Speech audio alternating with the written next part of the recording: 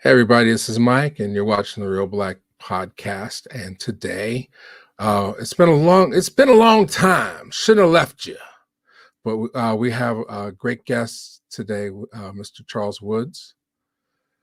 Hey there, hi there, ho there. Hey, peace and blessings to the real black family. Okay, and chat is open, and we'll open up the conversation. Hey, Afro Soul, chat is open. We'll open up the conversation as we get a little further along after our initial thoughts. But we want to get right into it as the room starts to fill up. Well, first off, how have you been, Charles? Mike, I told you I thought I was going to die.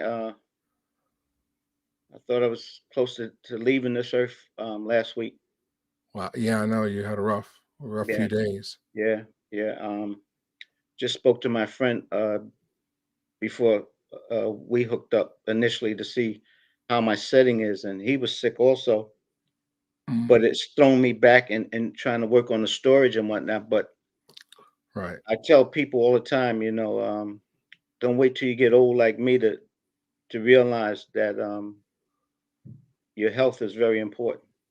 right, yeah, and I need to remind folks we are in the process of moving some of Charles's things out of storage, but we need a little more time. So any and all monies from this particular episode of the podcast, any money that comes in during this next hour and a half, will go directly to Charles Woods to protect the Out of the Woods collection. So please, if you can, please make a donation of any amount, and it'll go right to Charles. It's the information scrolling on the bottom of the screen, the Cash App, the PayPal, and so forth. So, And um, I just want to thank uh, the wonderful supporters who sent in donations the last time I spoke, and it's just been so helpful. I don't want to go into detail on what happened.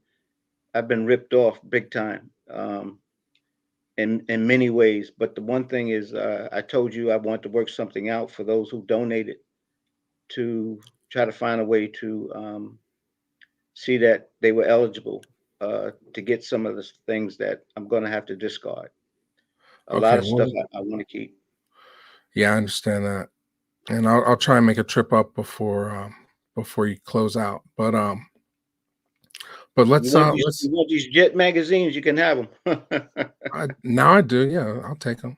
And with us also, Nadine Patterson in the building from SIF Media 215, esteemed filmmaker. Welcome back. Welcome, Hi. Black Nadine. Hello, good evening, gentlemen. How are you? Hi, We're, Nadine. well, we couldn't have this conversation without you. Oh, some money just came in from our mod Dawood. Thank you, Dawood, for the cash app. Peace and blessings. Yeah, yeah. Yes. And I'm just so how have you been, Nadine? I've been okay. I've been working on developing SIF Media 215 and along with Nikki Harmon and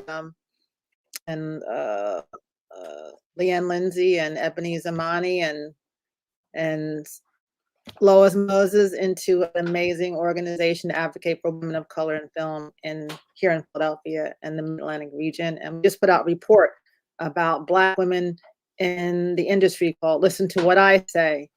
So if you don't mind, I'd like to put a link to that in the chat because it's very apropos to our conversation that we're going to have about the Woman King, since it was a cultural production that did involve many Black women in key positions. Mm, yeah. Um, so let me I'm trying to stay focused. Let's stay focused on the conversation for now, and then we'll get into the chat. But I Okay. did want to thank Dawood for the cash app, and William, who has a hashtag boycott Woman King, which we're going to get into for certain in this conversation. So initial thoughts.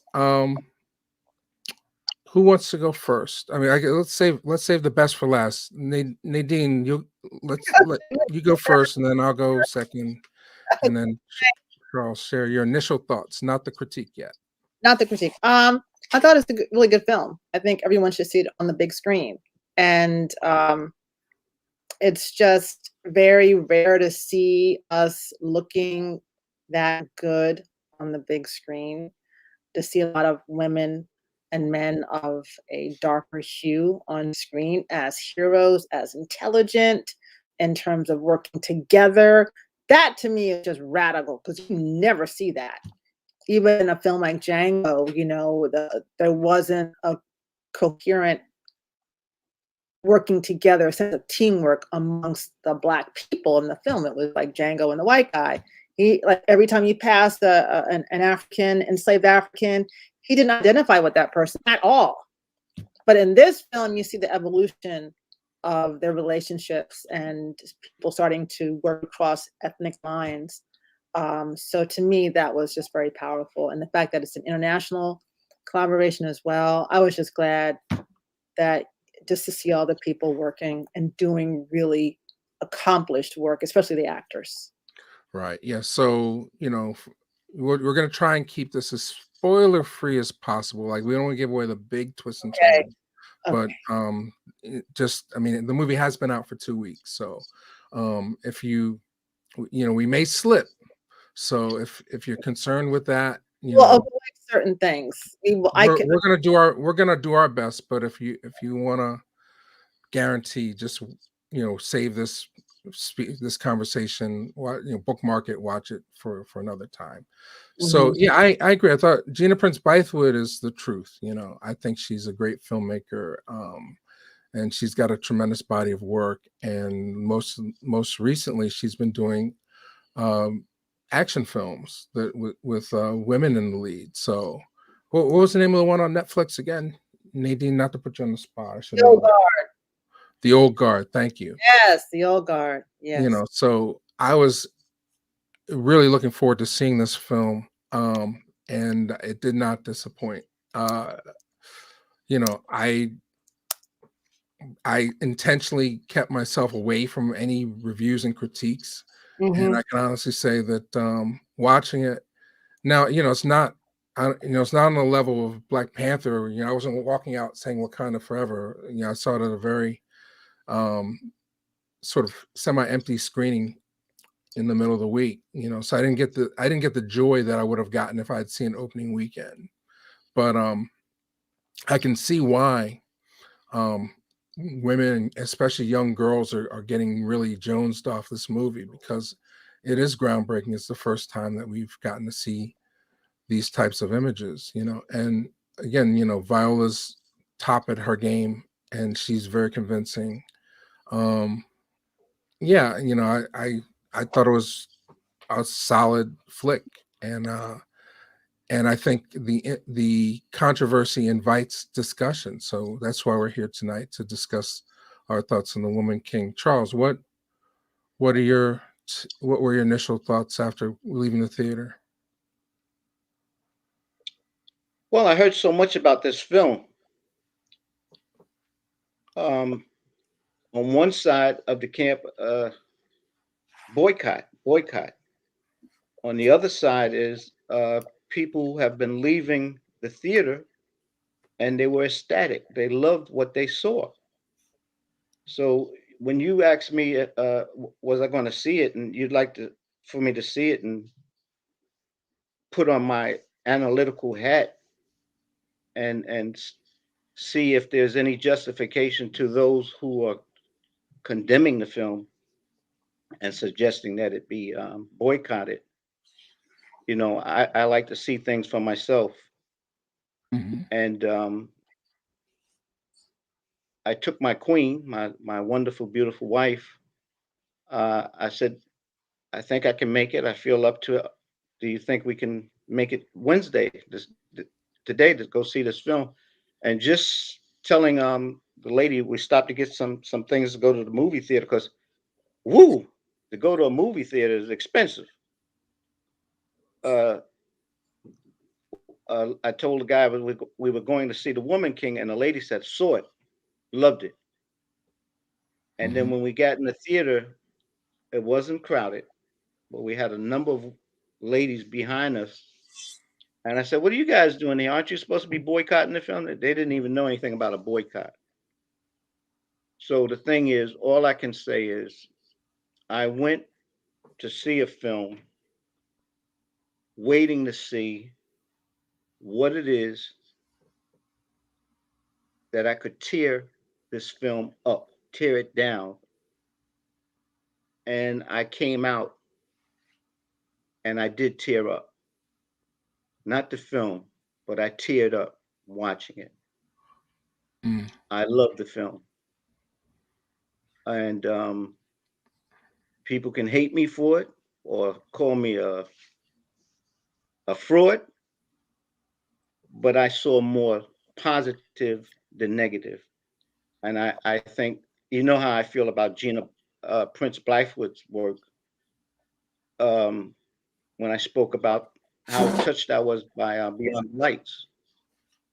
mhm. But the collaboration with her and Viola is just wonderful. And she had some supporting cast members. And the thing is this, I was telling Nadine, you know, some people may say that we're a little melanin challenged, the two of us. Yes. But the thing, yeah, but the thing is, this film had dark skinned women and black women, beautiful and representing. And God bless you, Viola, because I'm quite sure one thing I did read, Viola is in the business and she knows being in the business, black women on the screen is a taboo. It's a no no, and people don't like seeing it. And I'm going to say another thing. I told you before, and I'll say it again. I am a feminist. I was raised by a wonderful mother, raised by a beautiful grandmother, and women raised me. I had three brothers. I lost my oldest.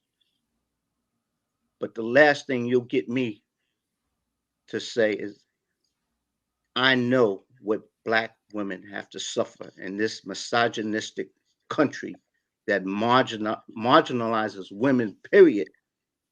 But black women, as it's been said, they've been the mules of the world, so mistreated. This film is about sisterhood and it's celebrating black women.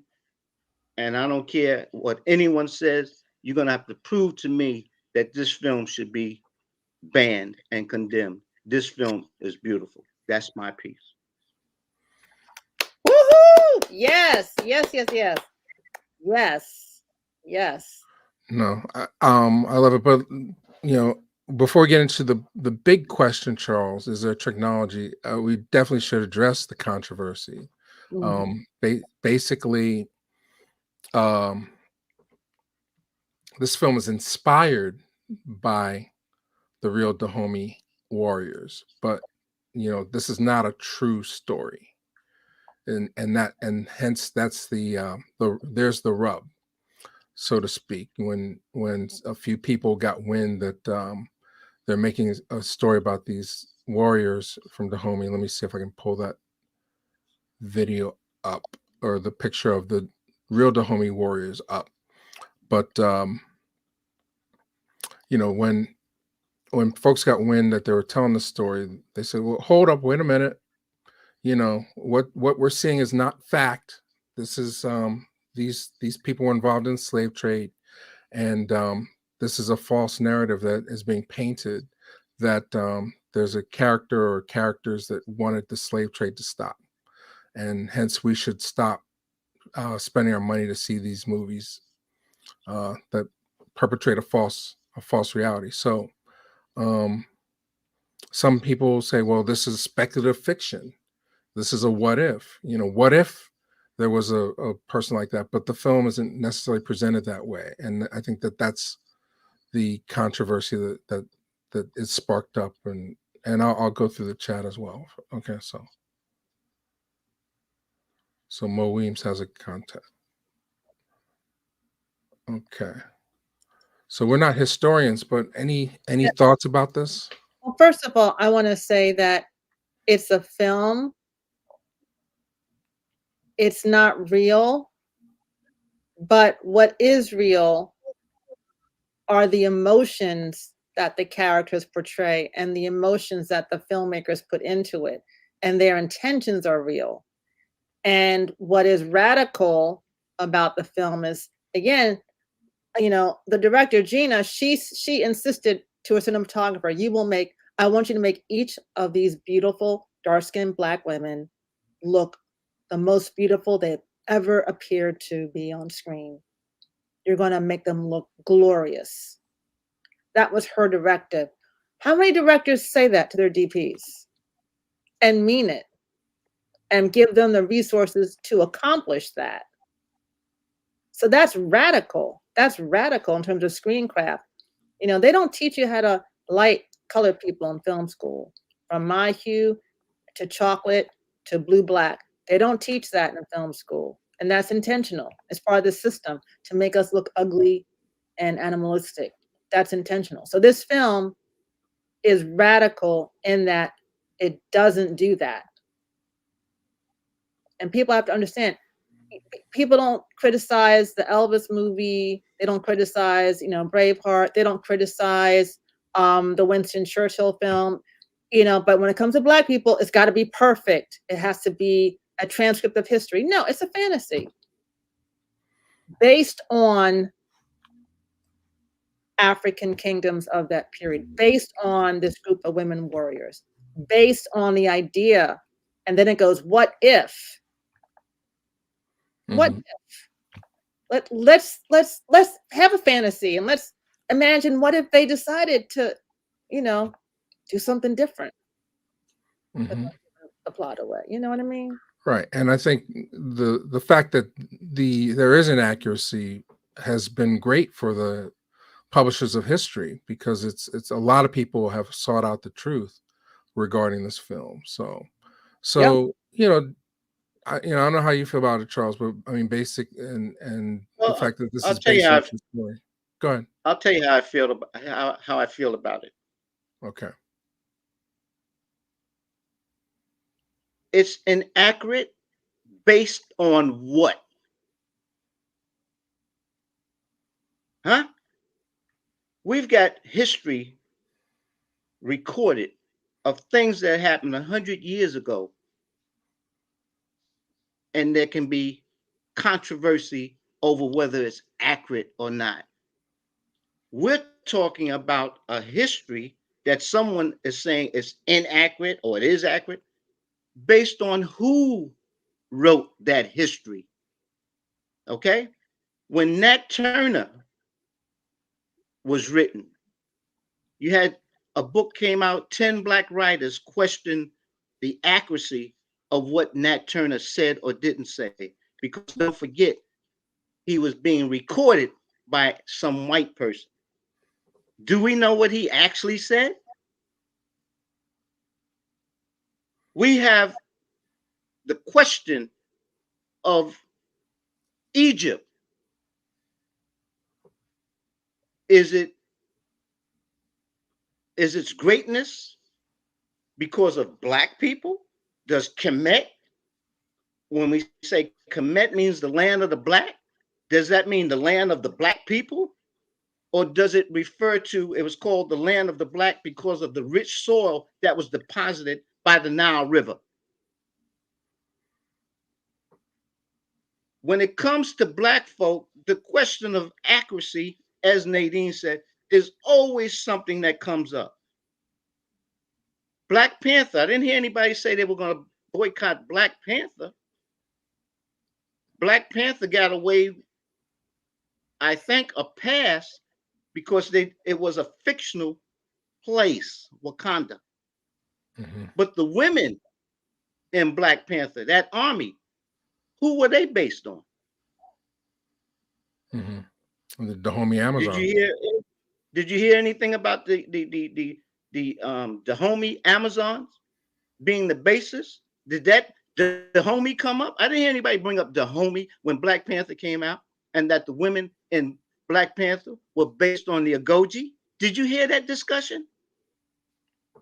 Did you hear anybody say anything about in Black Panther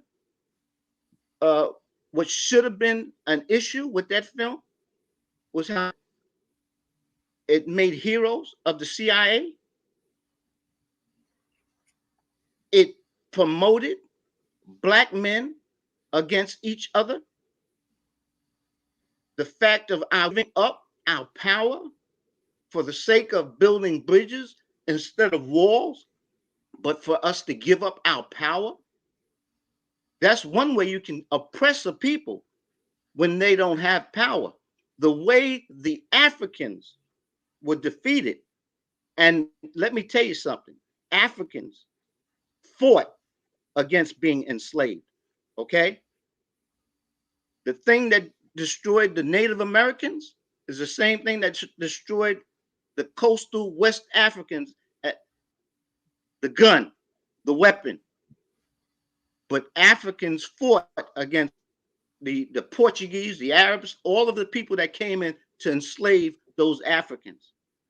Now, accuracy. When these people talk about being accurate, what books are they going to? There are very few books written on the subject. Who wrote those books? What was their intent when they wrote these books? Okay, because one of the things you always want to hear blacks defend against this idea that they didn't have blacks who helped enslave other blacks. They always want to paint, a lot of blacks always want to paint themselves as some super people who were so super special, so super spiritual that they would not sell their own kind. So I'm saying, has anything changed? Do we have anyone complaining? And if people did complain about what's happening in our neighborhoods, we've lost since 2000 over 170,000 black people because of shooting, guns. The biggest outcry against the gun is when it's in the hand of some white policeman killing a black man. Where's the outcry against what's happening in our own neighborhoods? I just see the Jewish people in Brooklyn. They're facing a lawsuit. They have to pay out, but they have patrols in their neighborhoods. I lived in that neighborhood. They have patrols. Where are our patrols? Where are the people who say they're big and bad? They want to form these black groups and go into our neighborhoods to help protect them. You don't hear that kind of talk. As soon as a movie come out, people get caught up, and this is not accurate, that's not accurate, and they lose sight of the message that's in this film.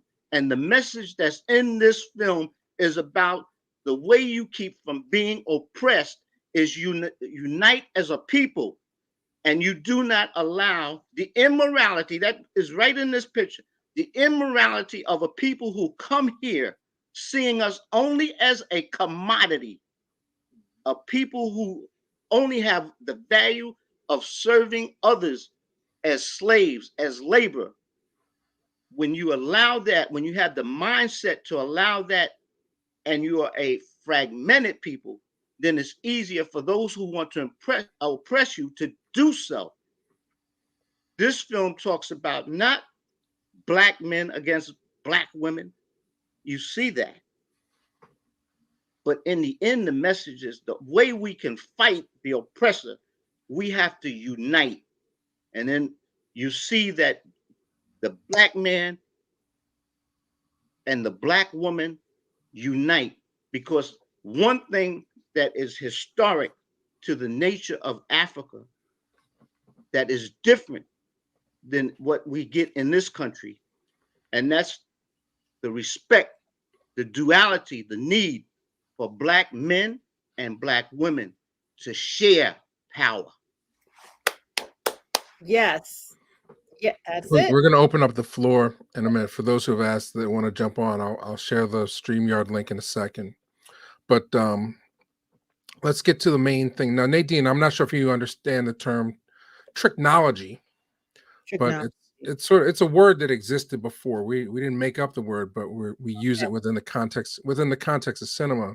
Okay. We use the term Tricknology as a way for Charles to explain the system in which film is used to reinforce the status quo. That you're not Yes. that films are not designed to be progressive or to motivate change, or even what Charles just said, to reveal how to go against the oppressor, Yeah. Yeah. but to reinforce the dominant power structure. So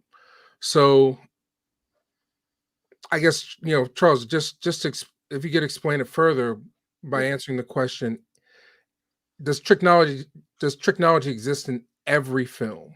Yes or no? Yes, I would say so. Okay, so we know going in, it's a And loaded question. and the thing is, you have to define your term. Technology for me is to understand that the content is infiltrated by someone's agenda, someone's intent. See, if I'm creating an art form and I want to put a message in there, if I want to make it plain, that's an overt message.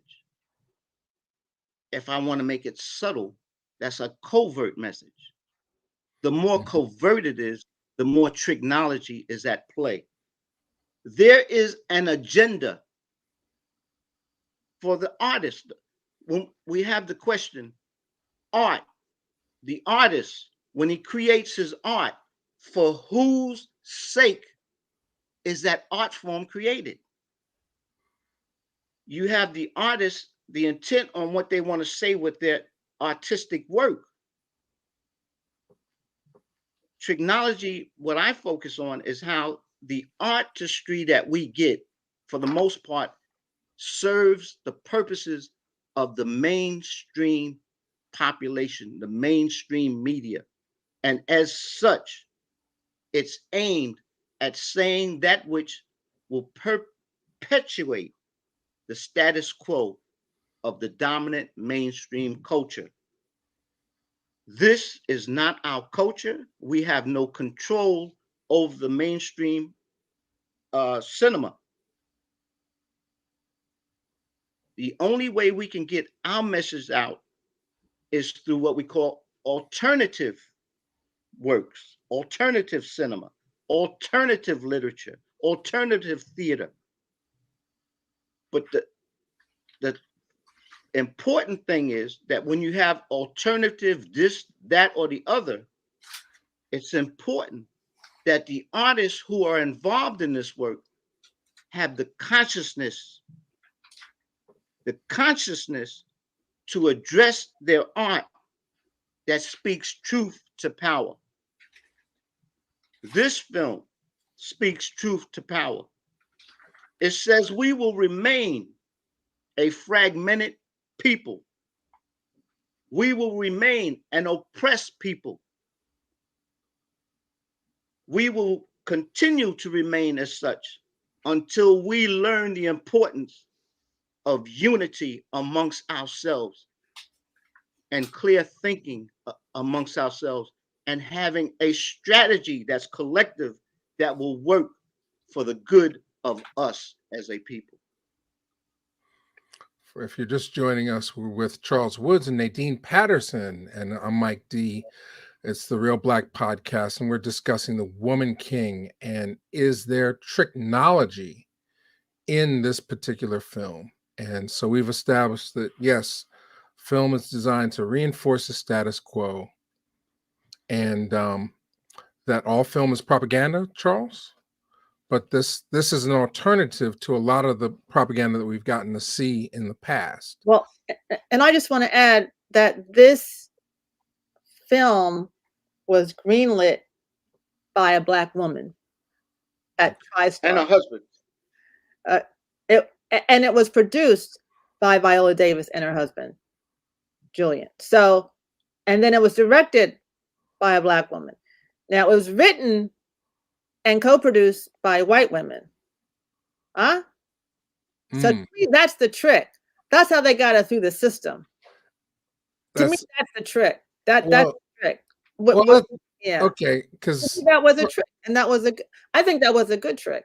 I think Charles and I, we've discussed this before the movie came out, and after seeing it, but we haven't talked since Charles has seen it. So I'll leave it to you, Nadine. Like, what, with that understanding of the definition, what did you see any other tricks in the actual film itself that reinforced? they had, I don't, without giving away, they had the romance, they had the romance, they had, they had certain Hollywood elements in there, right? So they checked certain boxes. But as Charles said, at its core, the intention of the producers, writers, directors, Terrence Blanchard, who did a wonderful job with the score, everyone had the same intention. We're going to have this discussion about what happens when we're divided as a people, what happens when we exploit other Black people, how does that damage our community? These are modern day questions, as well as being historical questions. And that's the brilliance of this film. Yeah, the chat is lighting up. I'm not, just for the sake of focus, I'm not going to post things. There's two different conversations happening right. Yeah, I want to say you may not be Black, but everyone is African. Okay. Because we come from Mother Africa. Facts. Fact. That's a fact. We're all African. I love it. Whoops, we lost Charles for a second. So when he comes back, I guess that's the drum roll, please. When he comes back, he'll log in and give us the Tricknology thing. Yeah, I definitely noticed that when I was watching it, that they had to have there had to, I don't want to give too much away because I don't want to ruin it for people. There is a character in the film that just shows that not every slave trader is hateful and evil, and it's sort of got like a little Last Mohicans vibe happening there in that subplot, right? To me, he was eye candy, Mike. Just eye candy. No. Okay, I'm sorry. I didn't get tingly. It wasn't meant for you, Mike. Well, who's it meant for as we wait for Charles Woods to come back online?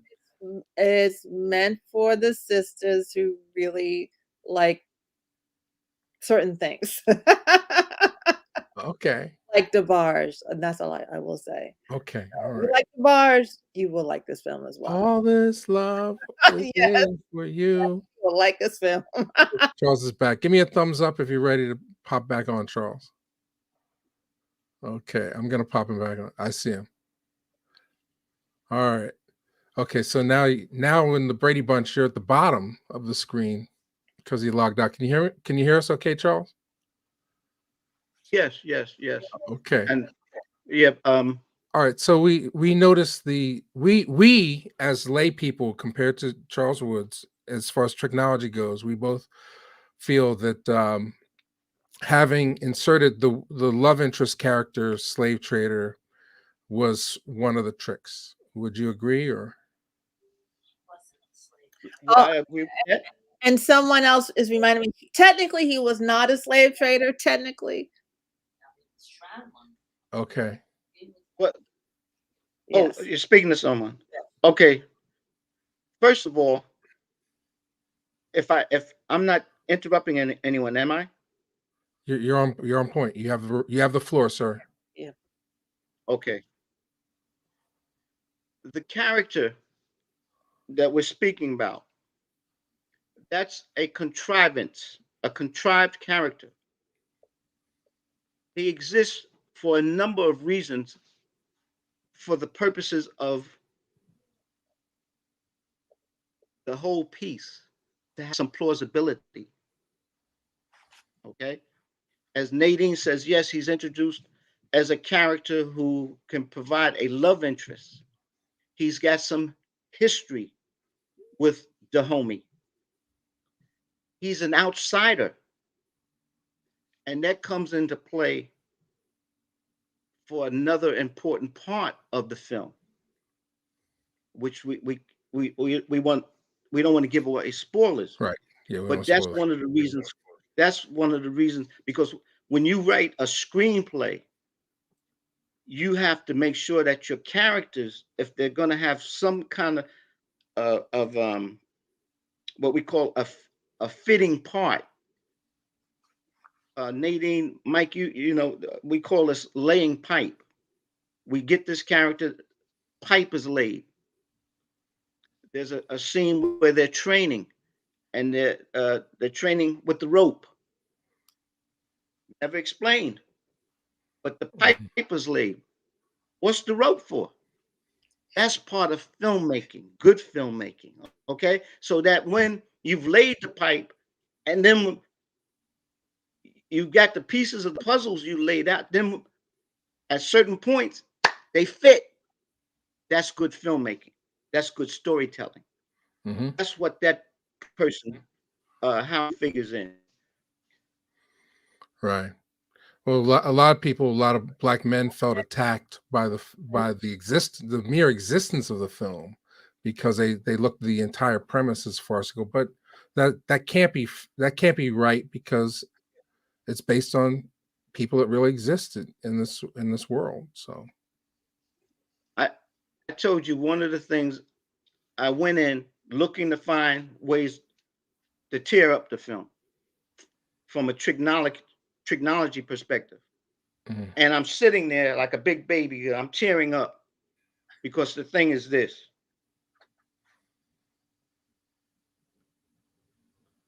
when you have heroes and sheroes, I told you the tricknology is who are going to be your enemies.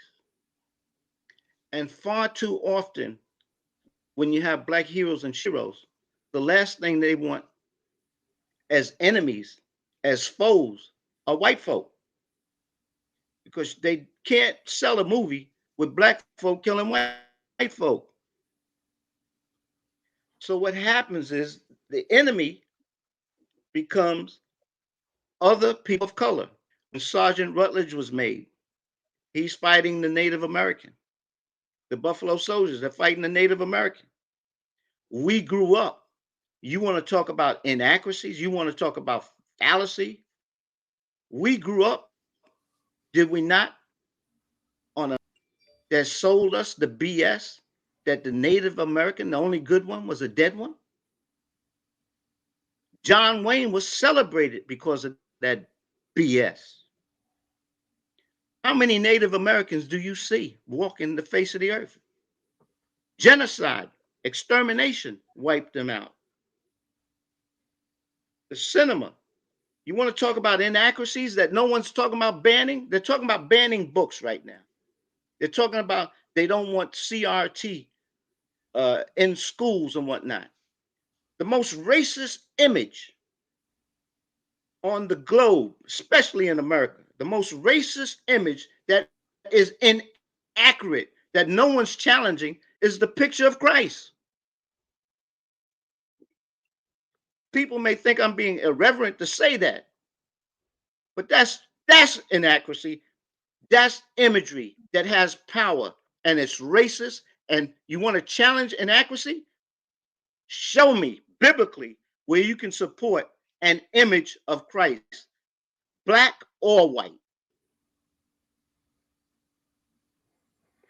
So that brings up another piece of the. Thank you for that.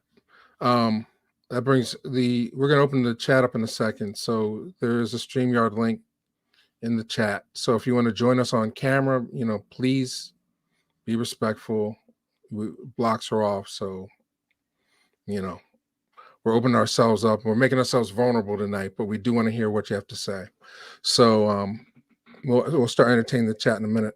But you bring up a good point. The villains in this movie, like I thought from watching the trailer, we're going to see lots and lots of white folks getting killed. Oh, Uh, but we can see white folks getting killed. some white folks, but they underline it. It's like it's enough. They underline it. Yeah, but it's But violent part of the it does technology. thing. Well, Charles, speak to that. I mean, the main people that are the villains are not uh, the white folks, not the Portuguese, right? Well, For the most part, the body count. piles up on the rival tribe. But also, I want to say something too. I want to interrupt. I mean, they would have had more people, but because they had to shut down temporarily due to COVID, due to a COVID Also, outbreak, it's they thank would God have for had more COVID. white people and a higher body count if it wasn't for the COVID. Had to rewrite it.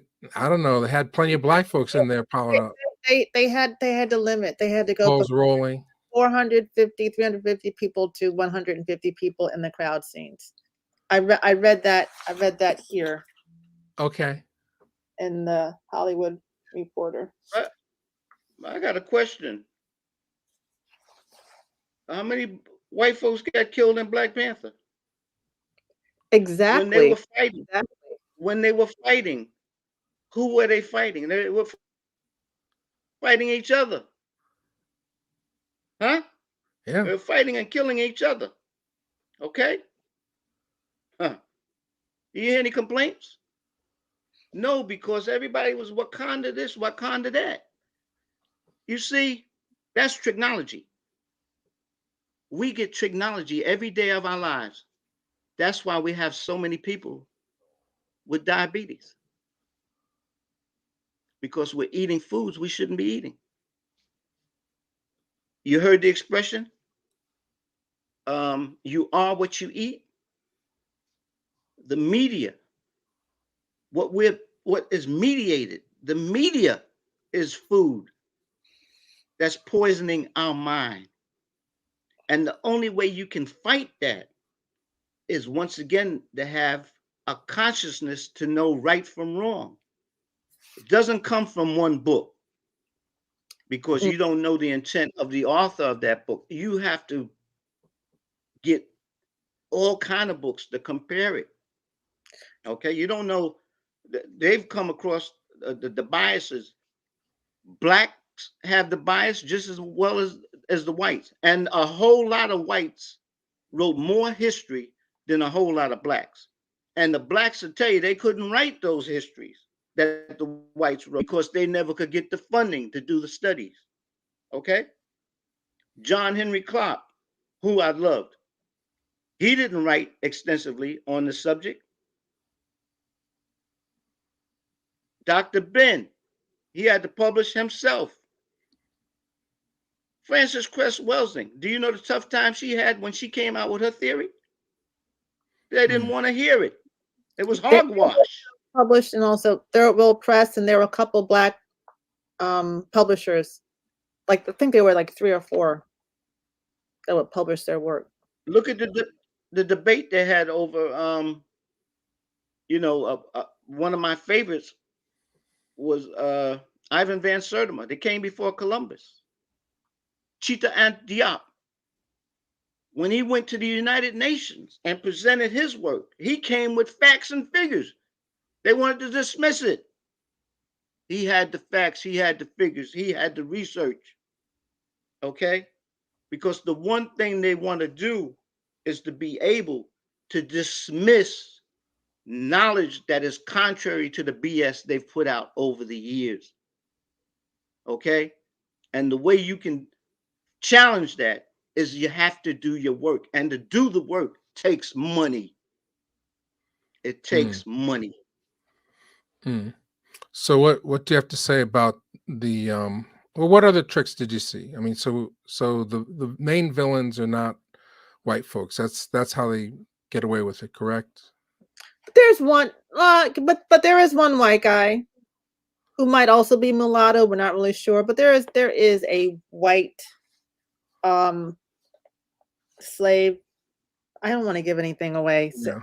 I mean, it's Well, you can say that much because yeah, that's the I first you step. know, but for example, I love how Charles, you talked about the dynamic between the black man and black woman in this film, which is very solid. In Black Panther, when Killmonger killed his girlfriend, that to me was the most egregious thing I had seen in the movies in a long time. I'm like, because I don't think that happens in the comic books. I think she lives in the comic book series, right? But to see her killed like that, I'm like, that was Tricknology. That was a very negative, powerful image. And He- there's nothing like that in this film. This film is devoid of that. Nadine, when I speak about Black Panther, I speak about the negativity of black men that runs rampant and do the right thing. People want to chop my head off because certain people get a pass with their BS. They're quick to jump on Tyler Perry's works, but certain other people, they put out BS and no one's calling it for what it is. Okay. And that's a bias. Okay. With this film, well, it should be banned. Two white writers, right away. Two right writers, two right women writers.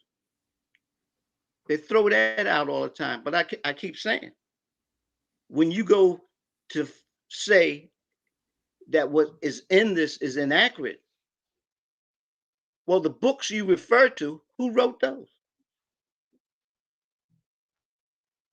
Were First they ones, yeah. white writers?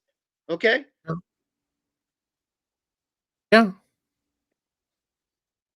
Viola Yeah. Davis, her Yeah. intent, she knows from, like I said, from the business. They don't want to see her black skin on that screen. How many black women do you see in loving, caring, respectful relationships? I'll tell you why you don't see black women, dark women on the screen as people who are desired, who men want to make love to, take care of, and make sure they're provided for and secured. How many love films did Whoopi Goldberg make? How much of a movie star was Cicely Tyson? Look at the kind of role Cicely was reduced to constantly playing. Did she play a romantic role? Maybe one, 1966, and A Man Called Adam, and then the one she did with Richard Pryor. Sounder to me, that had a romantic story in there. Sounder, yes, but how much of the love story? Here's the Tricknology. How much of the love story, the bonding, the caring, did we see in that film? What did they do? The same thing they did with If Bill Street Could Talk. The same thing they did with Crown Heights. What do they do? The man They prison. Yeah. one from Chris, be ready. I'm going to bring Chris in real quick. Oh, you froze. We lost you there, Charles. You need to repeat. Okay, all right, just a second. A All right, piece of Chris, it. no worries. Yeah, you're freezing. Hang on. Just if you could repeat that last part. Mm.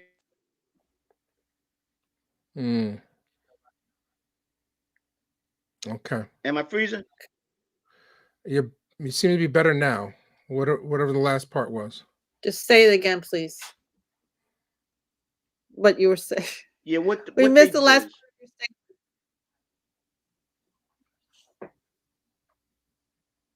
They through contrivance, they find a way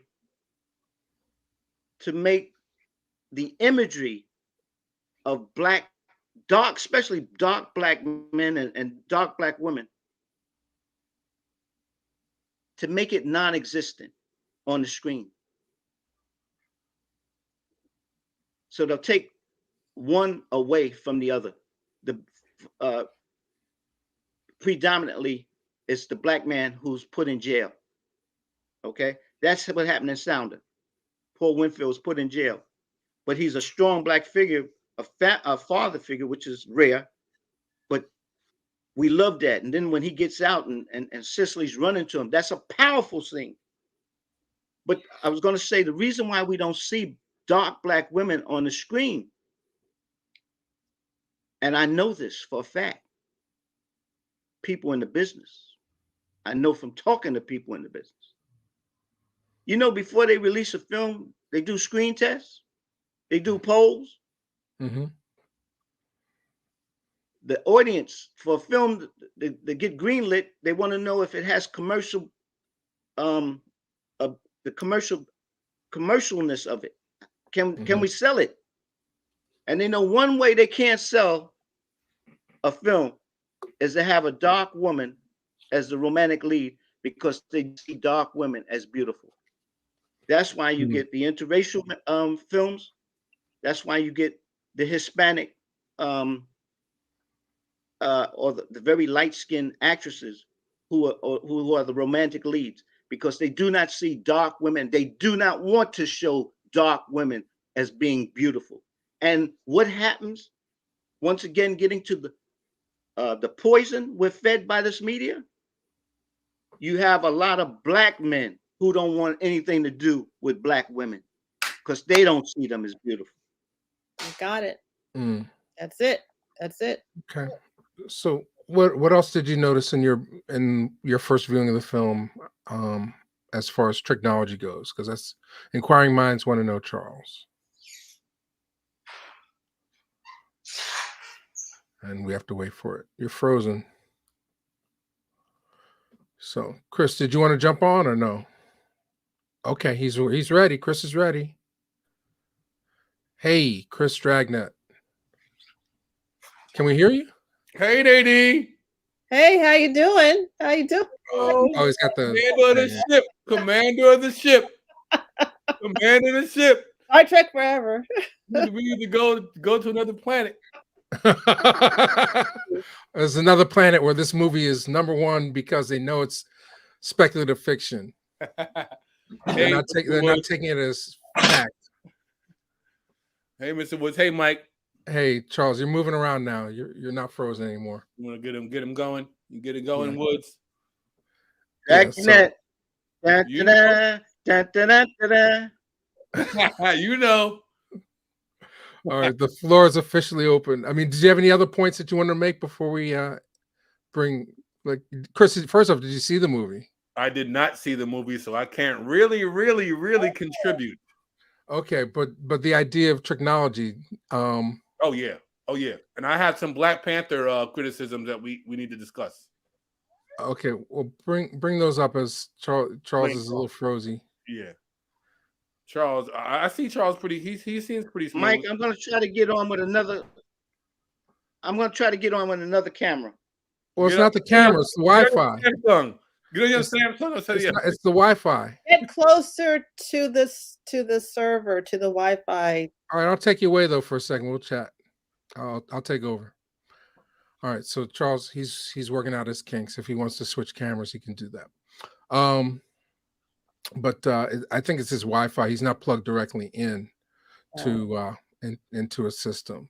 So, okay, we got another caller, Chris. All right, so you're the designated. I want to give a shout out to Gersha Phillips, who was the costume designer for this wonderful film. She is also the costume designer for Star Trek Discovery. I wanted to talk to you about that. Okay. Well, Eric Payne is here. Let's keep it. In the building. You ready, sir? Hey there. What's up, everybody? How you doing? Doing good. I think Charles is back too. Oh, Charles, I think he switched. Are you ready, Charles?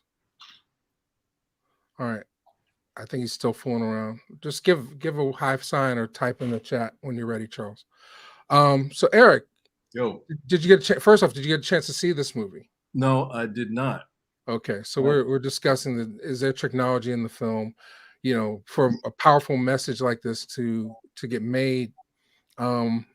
Eric was in Zulu. The system is groundbreaking, to say the least.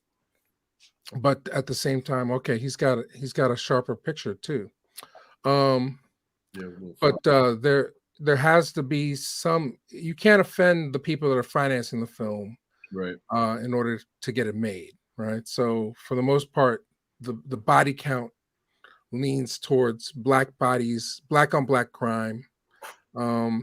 There's an ally in the film that is sort of, some people have called him a white savior character. I'm bring Charles back in. Mulatto savior character. Mulatto savior. He is someone who has a foot in both worlds. You have to be clear. Mother, stay home is the homie. So it's like the talented 10th realizes, oh my goodness, I'm oppressing my own people. I gotta make a change. Okay, so it worked for you. It's still a trick, Nadine. It's a trick, but it's a good trick, Mike. Okay. Is there such a thing as a good trick, Charles? Or, We're playing, right? That's you all know, we're playing, unless we have our own industry. we're talking about Malik. Malik. The mulatto. Before I make my comment, let me just say peace and blessings, brother Eric. My brother, how you doing? Okay. Tricknology, propaganda. A lot of people, they see propaganda. When you say propaganda, they think negative. Mm-hmm. But propaganda is how you put out a message to serve you. Right. And I'll show you one of the greatest pieces of Tricknology is to call someone Uncle Tom. Yes, sir. That's a misnomer. Yep. There's a great Jefferson's episode where they call one of their uncles Uncle Tom, and he schools Mr. Jefferson and Lionel on what the historical what Uncle Tom really is. And Uncle Tom was actually someone who helped black folks and not someone who was hurting them. Well, Uncle Tom's Josiah. Uncle Tom's first master was God. That's who he was going to obey. He was going to be obedient to God before he was going to be obedient to some man who was going to tell him to do something that he found that was inhumane. But the thing is, you see, when we say Uncle Tom, the reason why that has devolved into being a misnomer, a point of contradiction, White narrative, is the fact that the people, when they saw the power of the message in Uncle Tom, they wanted to change that message. Okay? Is someone afraid of the message in this film? My question is, who started this idea of banning this film? I have no problems if you can show me what I'm not seeing. Tell me what I'm not seeing. They're scared of black women being on top. That's the fear, in my opinion. Well, From the ADOS? well, I'm not sure. I'm sure that this folks have been following this.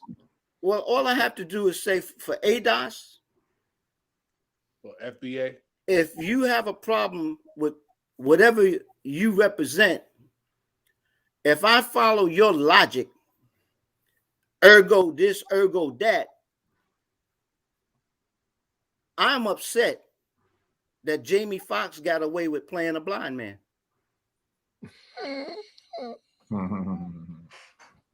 But if you get my meaning. So Being let me jump in real quick. Sure. And I understand we're breaking it down, but that's kind of the game we're playing, right?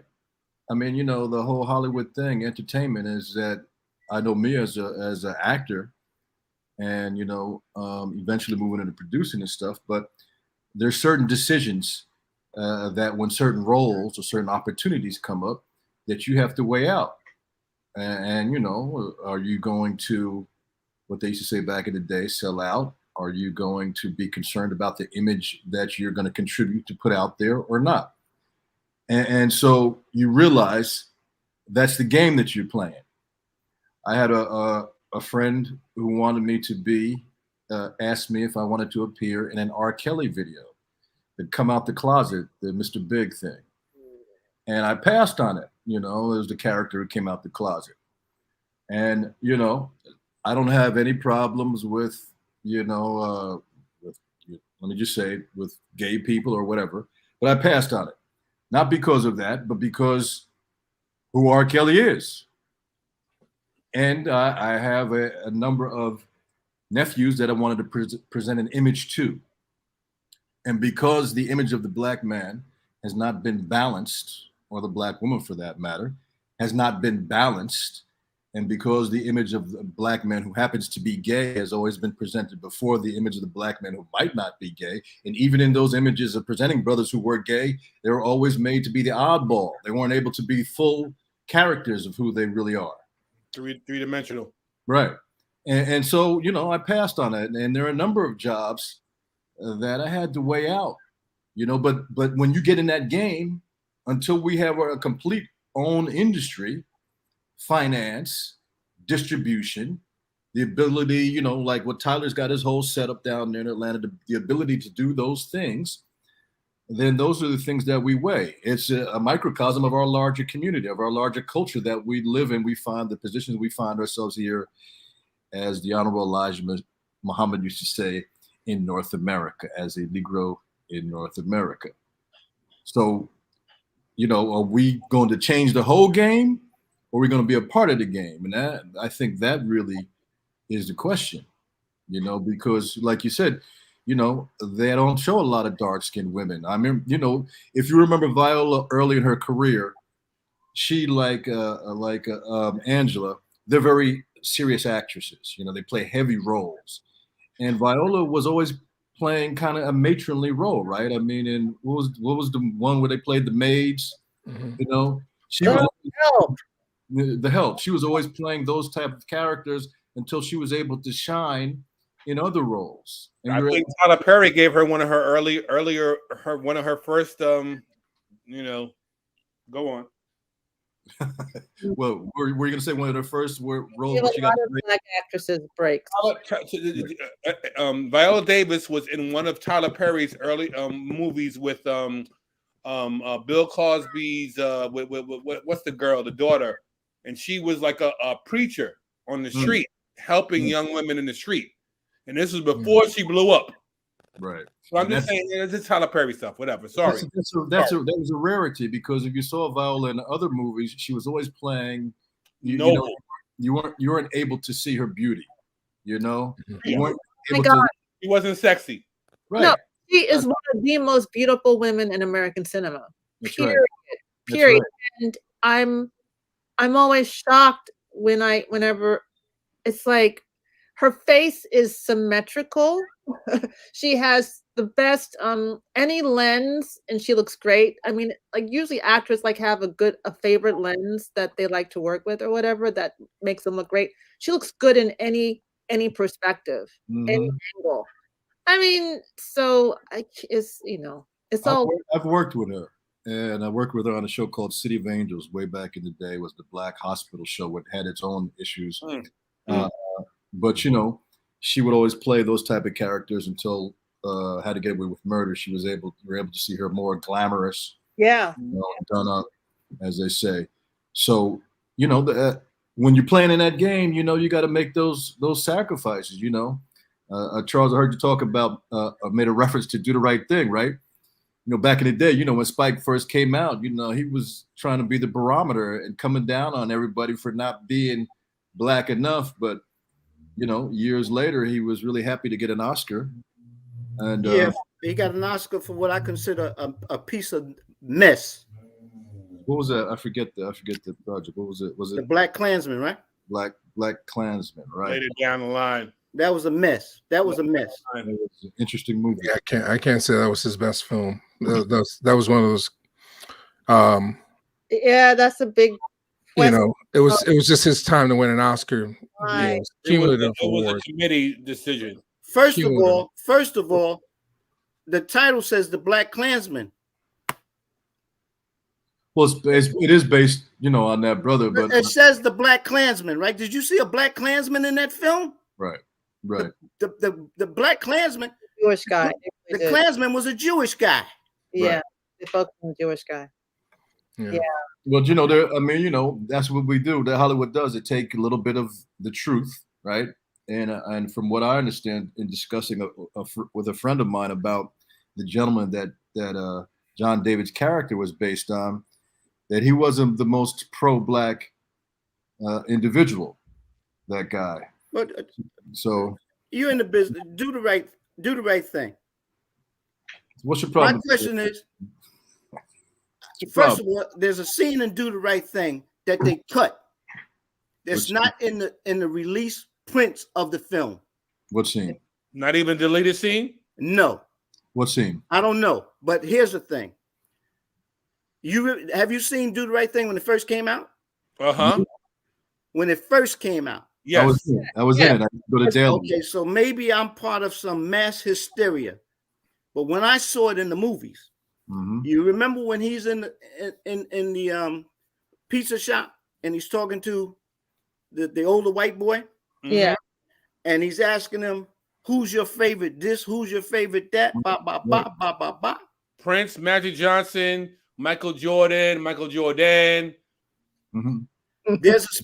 There's a point where this white guy is hearing all this debate from Spike Lee's character.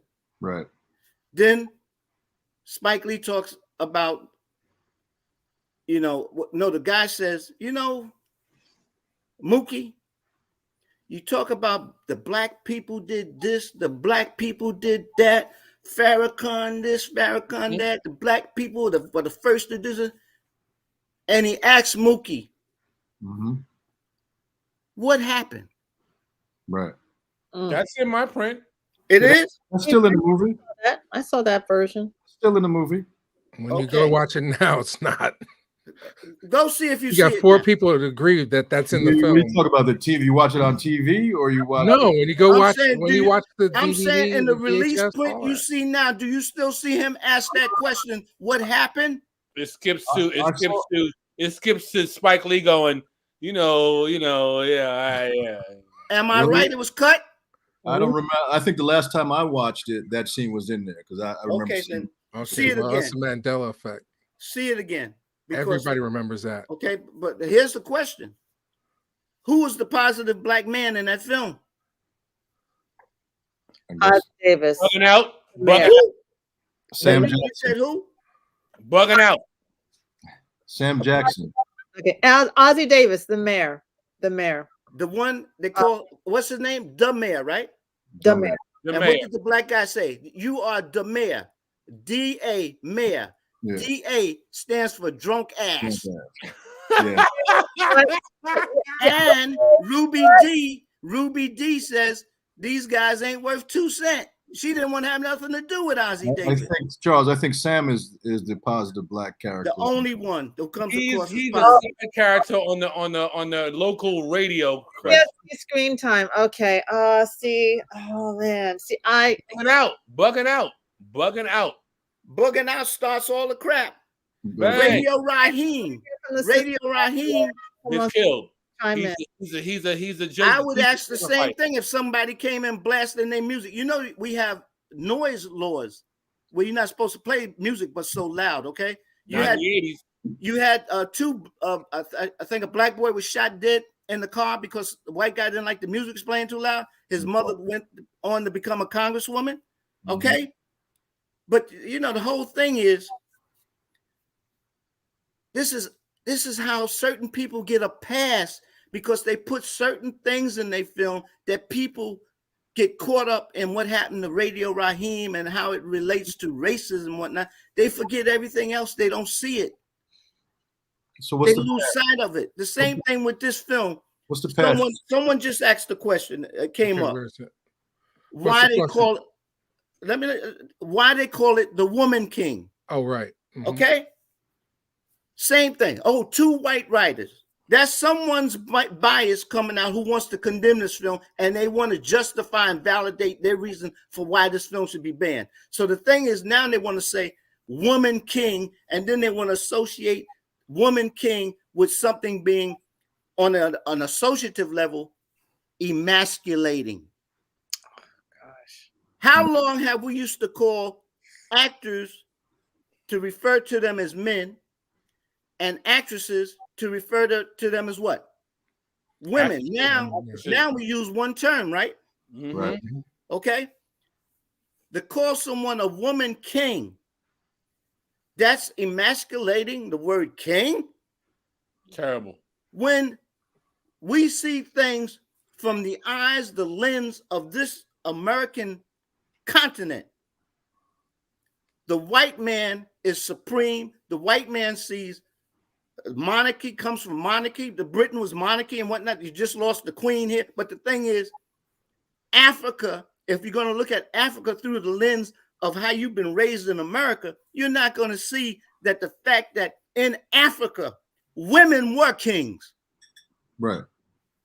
Well, yeah, of course you're not gonna see that. Of course, being raised in this country, that should be a given, right? Yeah, us us young black folks don't know the history, and they think that Well, see, they can black and the white. issue, Let's right? bring it down to you might not be as what familiar is with the history. what is important about this film. I've always said, you go see a film, make sure you remember it's a movie. Exactly. Okay. You want to see history? This film will drive you, if you really want to find facts, drive you to the library, drive you to the research. You want to really get involved? Then do the history. That will help raise our consciousness. Don't get caught up in someone's attempt to make a name for his or herself with some BS that they can't validate, they can't justify. Emotional nonsense. And bias, you know, the way I use it when I hear some people, what they express, everyone's entitled to their opinion, but I would say, please make sure it's informed. Bias. That's what a lot of it means, because you know what, they can't justify anything. They just come out with a bunch of crap. And another thing, I told Mike this a long time ago. One thing we've lost in watching media. I grew up on the cusp of TV coming in. I was fortunate to hear radio. You met Jesus? Stop. I was late by a couple of weeks, Dragnet. All right. Anyway. Okay. Let him drink for a while. I didn't kick him away, but he's gone for a minute. I was lucky to be able to hear radio. Radio, you're listening to voices, dialogue, and whatnot. A lot of these movies, people don't pay attention to dialogue. There is some important dialogue in this film. They talk about the immorality of the white man having an influence on how we treat each other, seeing each other as commodities. We need to change that. And it's not just about the Oyo, the Agoji, the Dahomey. What happens tragically to one black happens tragically to all blacks. We must collectively unite and be a force. And the only way we can be a force is to see that our consciousness is raised and we see things not in a monolithic way, but when we have debate, we have an expression of my opinion versus your opinion. Come to the debate well informed. Let's discuss it. Let's agree to disagree, but let's not be disagreeable. People want to attack you if you don't go along with their program. I'm saying, once again, my challenge is this. This is my opinion. I've heard Nadine's, I heard Mike's. Eric, you didn't see the film. No, I didn't. Dragnet, you didn't see the film. But I knew one thing, having the experience of shutting down a protest because people who were in line to protest against a film, it happened to be Mandingo. I shut it down because I asked how many people in the damn protest line saw the film Mandingo. Most of the people said, I didn't see it. I didn't see it. One person even said, well, I don't have to taste doodle to know that it's no good for me. I said, yeah, but I want to ask you one thing. Are you going to let somebody pick your wife out for you? Don't. Django. Django is full of Tricknology. But the message is and here's another thing with this film, The Woman King. We just did a thing, Mike and I did a thing on From Slavery to Freedom.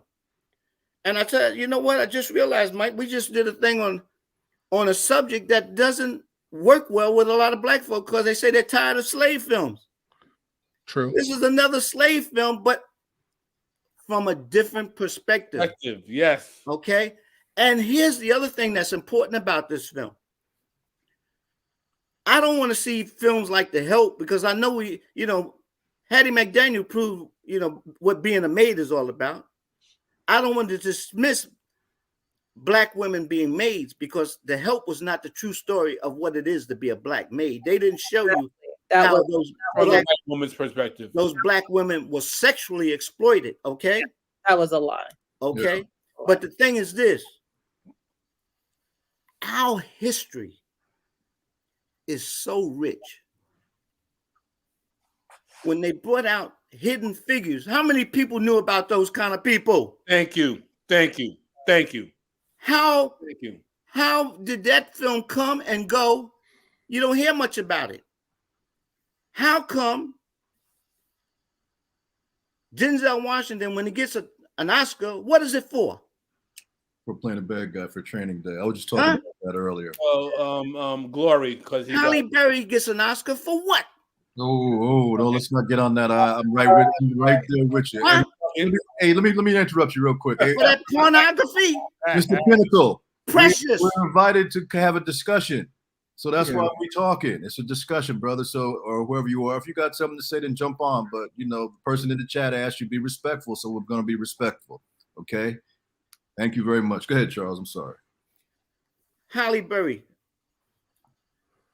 I had the opportunity, a woman I love, Sheila Frazier. Superfly.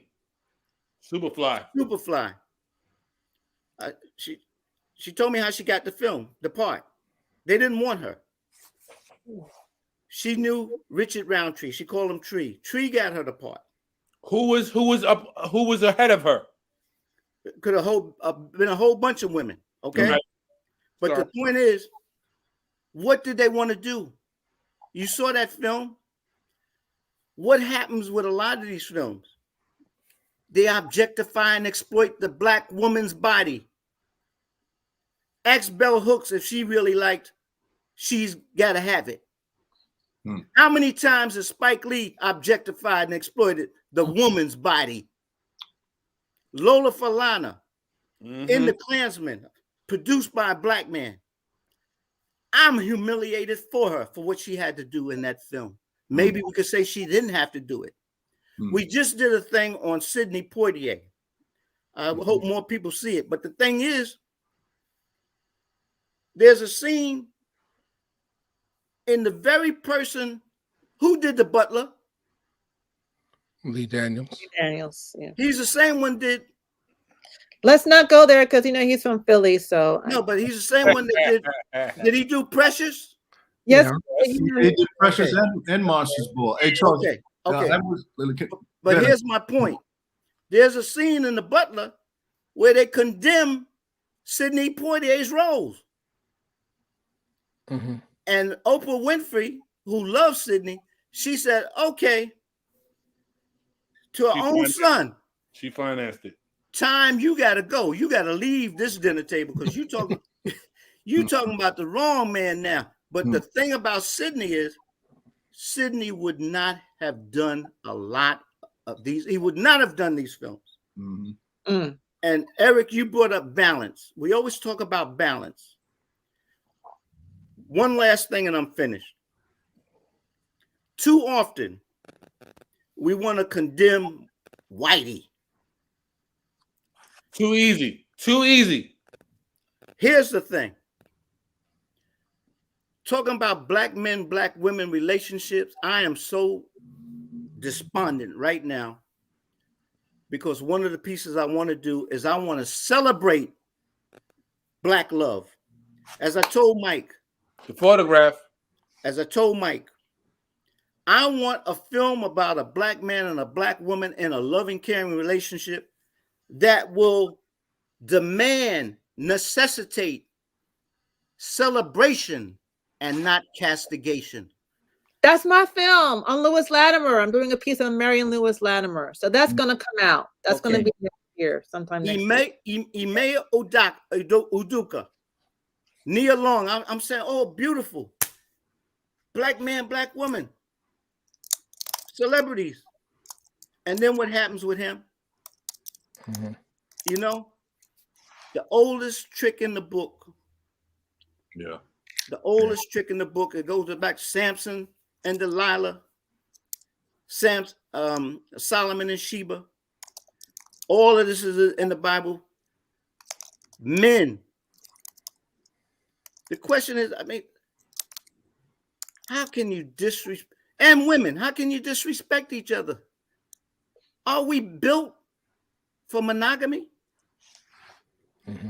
Are we, when are we going to get films that say what needs to be said about us as a people, that celebrates our spirituality? Love Jones. Photograph. It's Well, it's something we're working on. So we have to finance our own films and create our own systems, as Eric Payne said earlier. We have to have control of those things: distribution, financing, production. so how, if you, Nadine, let's be rhetorical now. We all agree that Gina Prince, Bythewood, and Viola Davis did an excellent job.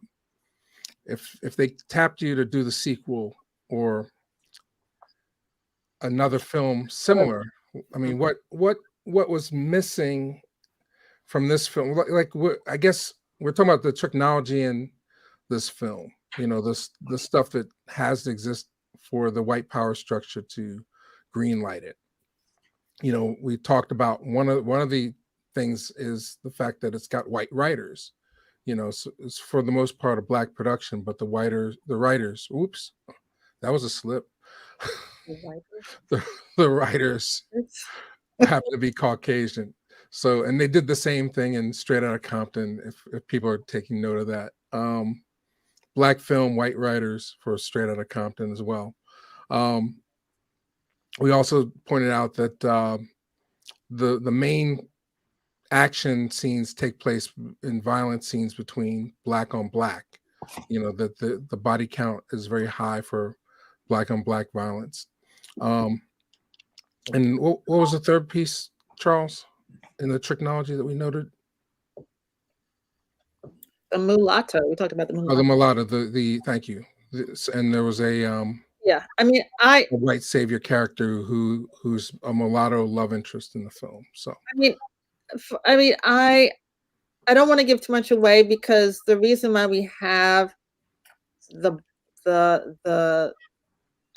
black villain,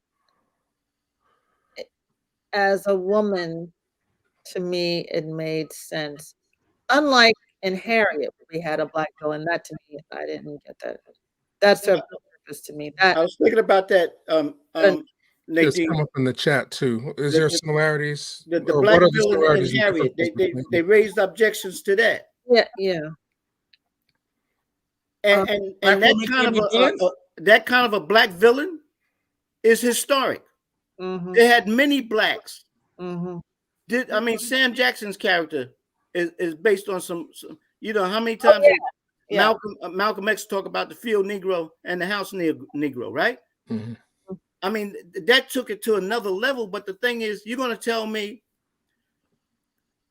they used to have Native Americans to be trackers for the white soldiers, did they not? Bang. Bang. So what, you know, this whole idea, you know, they have a book called The Iceman Inheritance. Are you guys familiar with that? No. The Iceman Inheritance? I believe that's the title. Because it goes to this idea that the more melanin content you have, the more spiritual you are. And the other thing is they're saying that because the European grew up in cold climates, they didn't have, from a geographic, on a natural way of growing up environmentally, they never developed a warm spirit.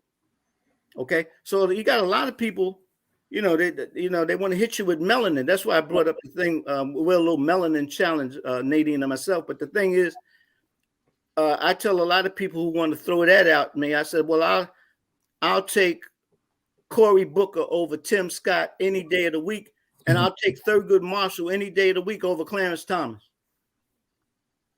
That's true. Yeah, I think. Well, let me just step in. Armad is saying we have people that want to come on. All you have to do is click the link and you'll be in the room. So just be camera ready. It's real simple stuff. I'm sorry, Nadine. Go ahead. Yeah, I think I guess people want us to talk more about the controversy about the boycott. My theory is that it's intentional to suppress the box office. Yeah.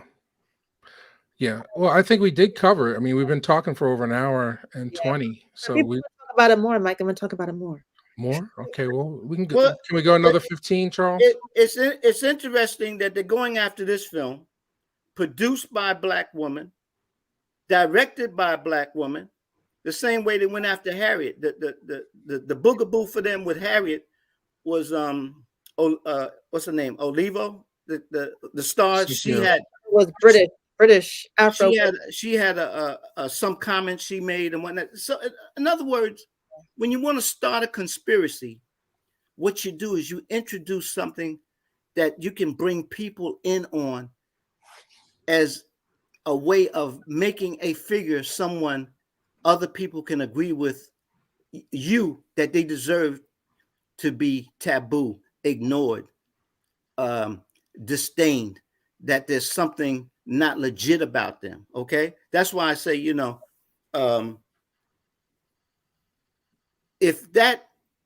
if you want to say that only certain people can play slaves,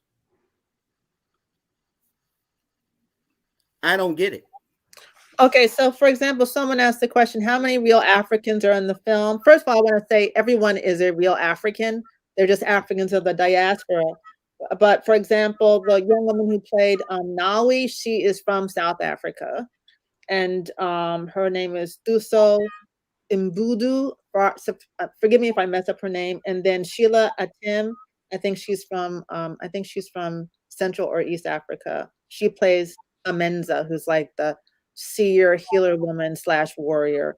And Lashana Lynch, she's Afro-British. She plays Izogi, and she's Dynamite. And of course, you have John Boyega, who is, I think he's of Nigerian descent, but he's also he's Afro-British. She plays King Jizzle. Forgive me for mispronouncing the names. Why is this a standard? Why is this a they don't criticize the Australians for playing Americans. They don't criticize the British for playing Americans. Why? Can somebody define for me? Eric, oh, go ahead, Charles. Let me jump please in. define for me what is an African American. Okay. Well, it's an foundational black Africans who were first brought here, and then everyone else joined in. Well, Italian American is a person of Italian descent who was born in America. So African American would be someone of African descent who's born in America. And of course, you could have African descendants of slaves. I wanted to point out, we just talked about British black actors playing Americans. What I've noticed in my career as an actor, that sometimes when you come over here with the quote European sounding accent and you go to meet agents and casting directors, somehow that's a little bit more identifiable to the Caucasians than the average brother. Let's take Idris, right?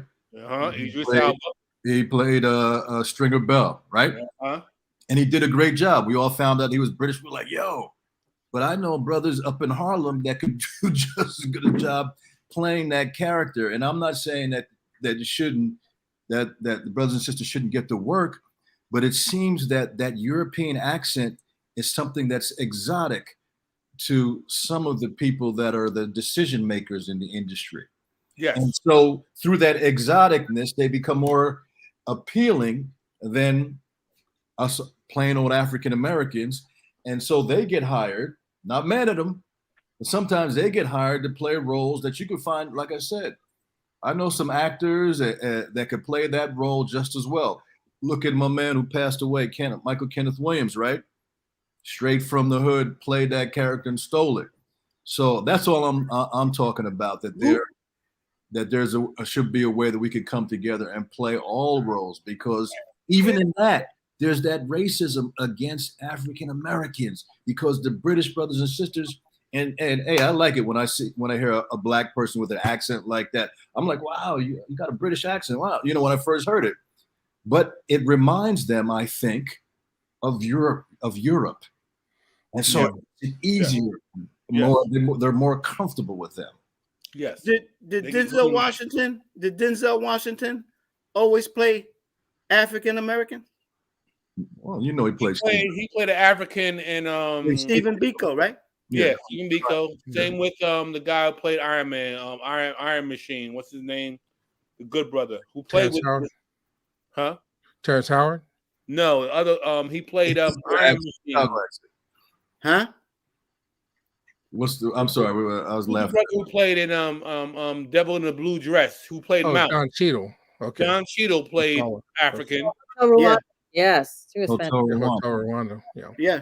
And Denzel played a Caribbean brother, right? When the Mighty Quinn, right? The Mighty Quinn, right? Yes. Yeah.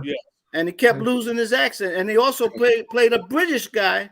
And what's the film that he did over in Queen and Country? Queen and Country, right?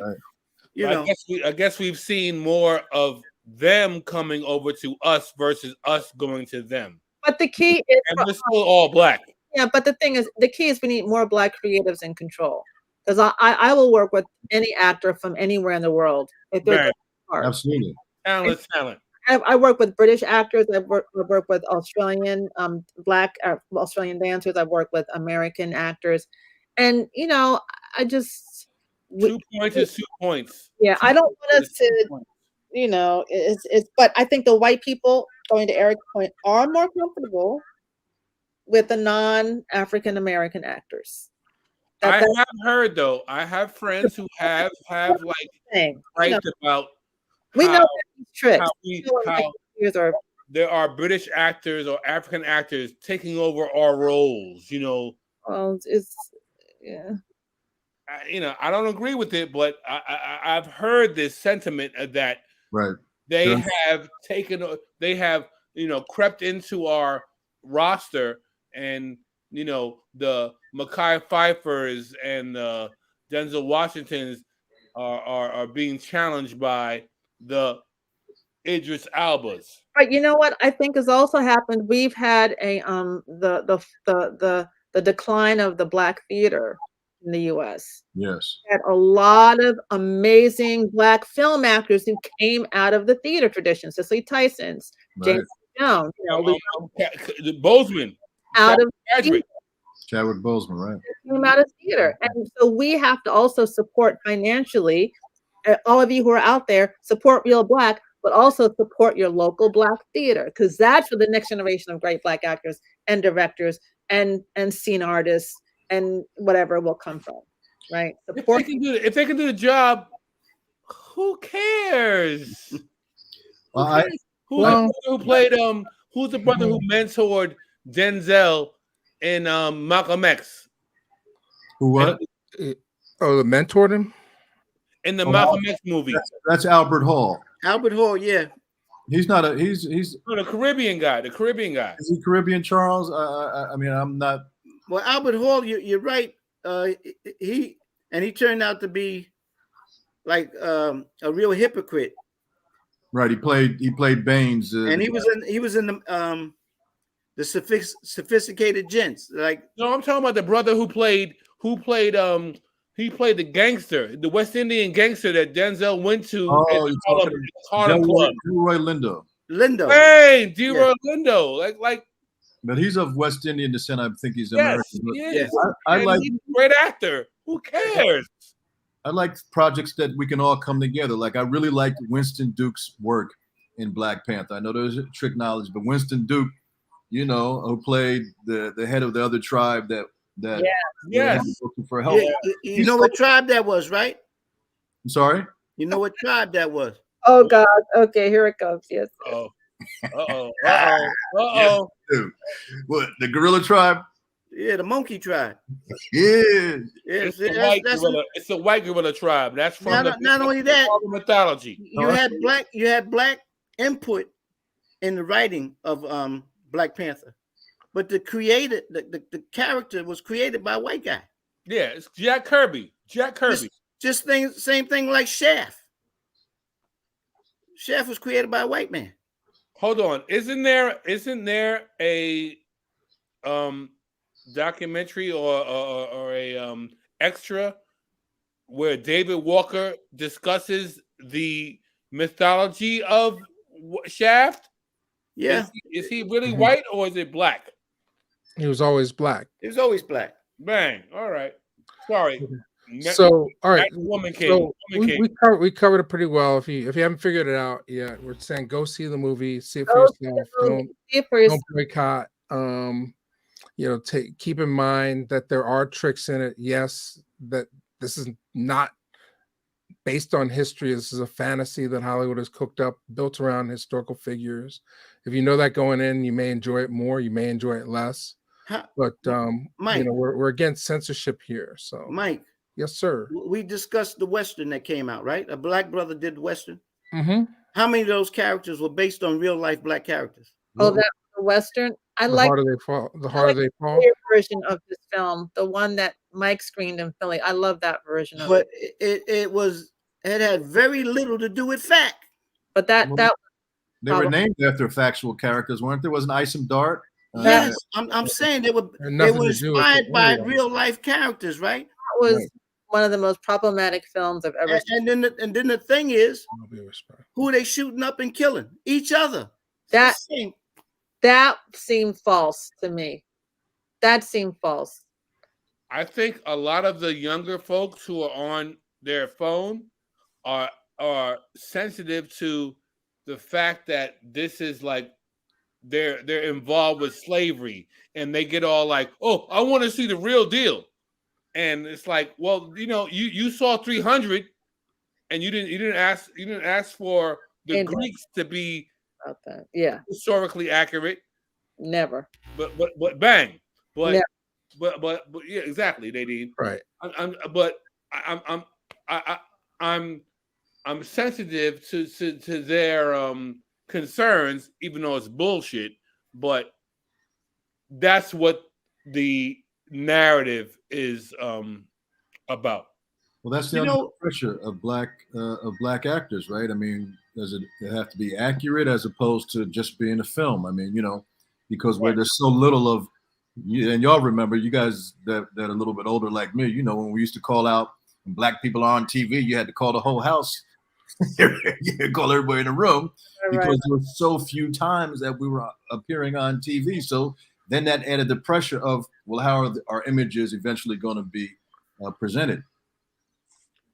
I just want to respond to Miss Coveney's comment.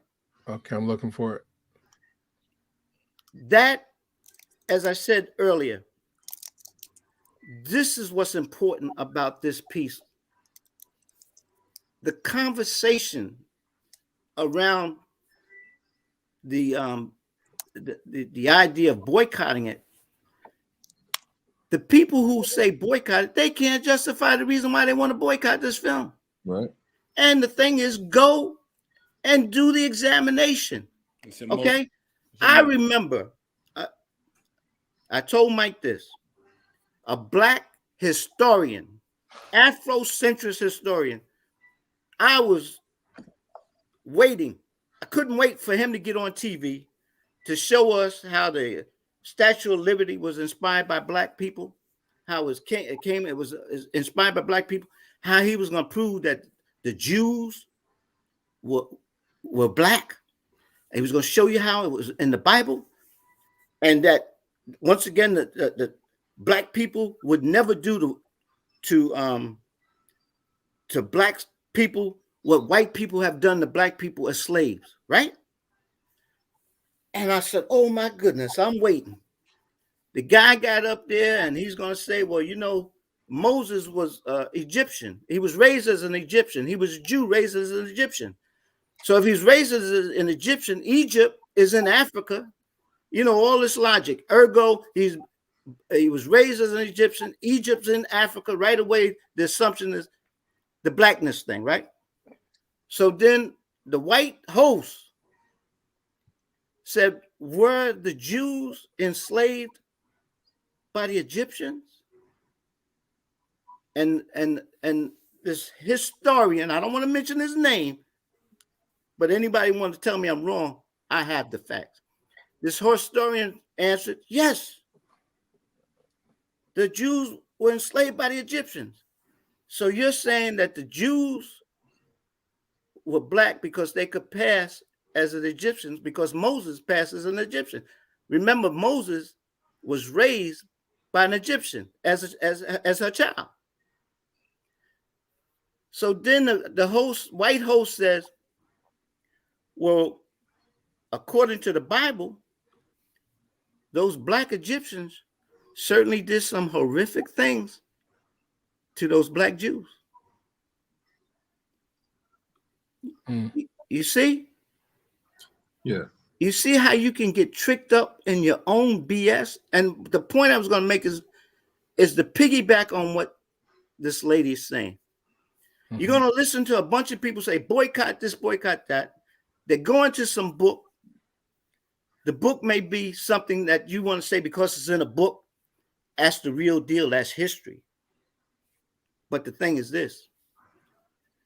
How many people do we hear misquote the Bible, take passages out of the Bible, all out of context? Get it. Forget it. And want to tell you it's in the Bible. Okay? And I'm telling you, I ran with that. I'll never forget. I ran with that, and a Jewish guy said, you say what? Solomon in the Bible says he's black? Solomon never says he's black in the Bible. There's nowhere in the Bible Solomon says he's black. I said, yeah, but he said, I am black but comely. That Jewish guy who reads Hebrew, studies the Bible, was a Hebrew master of the Bible. You know what he told me? He said, first of all, in the Hebrew, you know, if you know anything about English, you know anything about conjugation of verbs, you have the feminine and the masculine. Am I right? Mm-hmm. I am black but comely is a woman speaking. A Shulamite woman. It's not Solomon speaking. And then when he broke it down to me, from that point forward, I say, never again will I run off shouting to the rooftops someone else's BS. And I'm going to say this in closing. The same way white people have fed us BS, there are a whole lot of black folk feeding us BS as well. No one is exempt from the BS. I'm not going to fill my head by discarding the colonialized BS that's in it and replace it with someone else's BS. France Fanon. Thank you. So, Nadine, you saw this movie at Toronto. I mean, what was the reaction there? What insights did you gain from the Q&A? Oh, you're muted. People were enthralled with the movie. It was joyous. It was celebratory. And I went to the Q&A with the director of Gina and with Viola Starr. And it was just amazing. One thing that Gina said, she said that this was her first time where she had Black women, people of color, and women in control of all the departments. And the actors had a Black costume designer, and they had Black people doing hair and makeup, and they had Black people constructing the sets. You know, they filmed in South Africa. So, and she doesn't want to go back to the days where she's working with all white crew infrastructure. It was liberatory for her as a Black woman director to have a Black crew and in key positions. You know, I mean, obviously it was mixed, but what I'm saying is that Black folks were in charge. Yes. And it enabled her to just be creative and to be comfortable. And the actors were comfortable. I mean, you see Lashana Lynch gives the performance of her career to date. in this film, because she's not fighting with hair and makeup or costume or fighting with the director or fighting with the producer. Or, you know, she can just be her whole self as a dark-skinned Black woman. And that's revolutionary. So as an audience of filmmakers and film lovers, we just were just so happy to see the film. And everyone was taking pictures of themselves all over Toronto in front of the poster for the Woman King. You know. Can I say something right quick?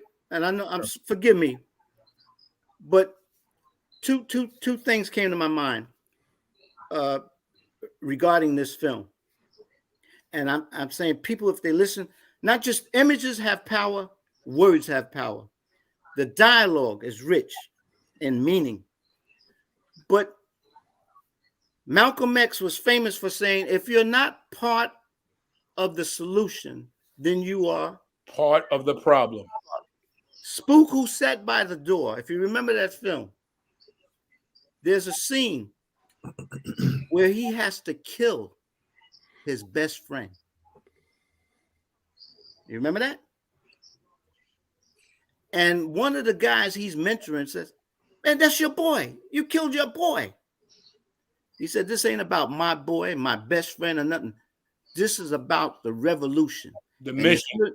If you're not ready to do what needs to be done to see that the revolution comes the way it needs to come, then you don't need to be in it. This film speaks on that. We may see things we don't like seeing. I don't like seeing Black people killing Black people. But you know what?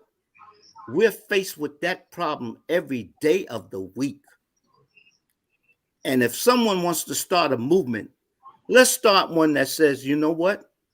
Let's not just talk about Blacks who are the victims of criminal, violent, brutal police, white policemen. Let's talk about the brutality that Black people are committing against themselves. Let's do something to clean up our mess. And that's not just always blame it on white folks. 2 white writers. Tell me what I didn't see that you saw in this film that needs to be banned. Convince me that I'm wrong. Yeah. And I would argue that Gina Prince Bythe would probably, I'd say 99% chance she rewrote this without a credit. So Yeah, it feels like, and Viola and her husband. Yeah, they were all involved. Yeah, you don't always get credit for the work that you do. And Gina did a film I despised. Which was? Disappearing Acts. Oh, Disappearing Acts. Okay. I didn't see that one. I despised that film. Okay.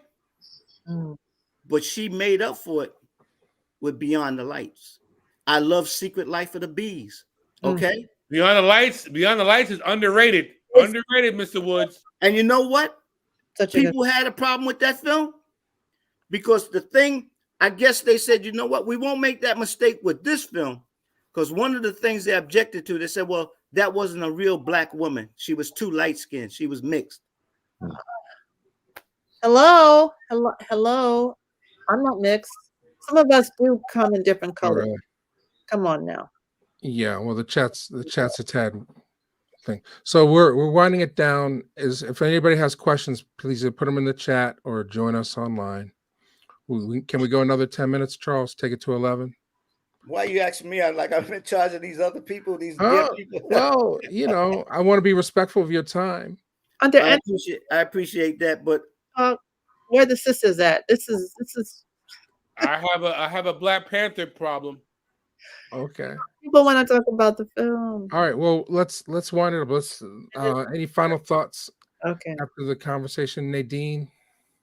I just want to echo what you said. Go through the film. Did you have any like with the movie? No. Let's see. It checked all the boxes. Again, having a guy who reminds me of like DeBarge was kind of look. That was worth it. Huh? 80s. It took me out. It took me out of the movie a little bit. Mm-hmm. I know. He was too pretty. Was it his look or was his representation? Did he have a ponytail? But what I want to say is this: Yeah. I like the character. I liked his tenderness. Mhm. Again, you will hear DeBar's music when he comes on screen, just because I, I, he's a I tender, loving black man. Nadine, But that's the only thing. It just he was like, no, oh, I thought about that too. It hit me. I said, oh, they're gonna find some space for some, somewhere somebody can say this is close to a white savior trope. Mm-hmm. Okay. That was in the chat. Okay. Yeah. But here's the thing. When you analyze, as I said earlier, when you analyze the importance of this person's look, yes. See, then you can understand how they are important yeah. to what happens in the film. And, Mhm. and this is the thing, as the daughter of a parent who is of a lighter hue, we have to. I understand the revolutionary aspects of having light-skinned black people out there operating in the system. So we have to remember that Mhm. everyone has their place. Everyone has, and that's what I liked about this film, that they included that character in on this as well. So again, to me, it was a pleasant distraction. It wasn't did it's not like no, it's like, oh yeah, you know. But I think again, it's a fantasy and it's a movie, and I think it's rare that black women get that. It's rare that we get that, and I want the same for my brothers. I want them to have more films where they can see themselves as heroic and smart and brilliant. And there's a scene, I'm not giving anything away really. There's a scene where the brother, burns down an auction block. I love that shot. That shot to me has so many layers of meaning in it. That it's the black man who you see take the torch to that. You know. Mm. So the film is complex, and I have no complaints about it really. I've seen it twice, Yeah. and I'll probably see it 3 or 4 Not violent enough for my taste. times. I want to see more death. Oh, look, but the spiritual sister, she goes at it. There's a scene where she goes at it with a white person, and so I think Yeah.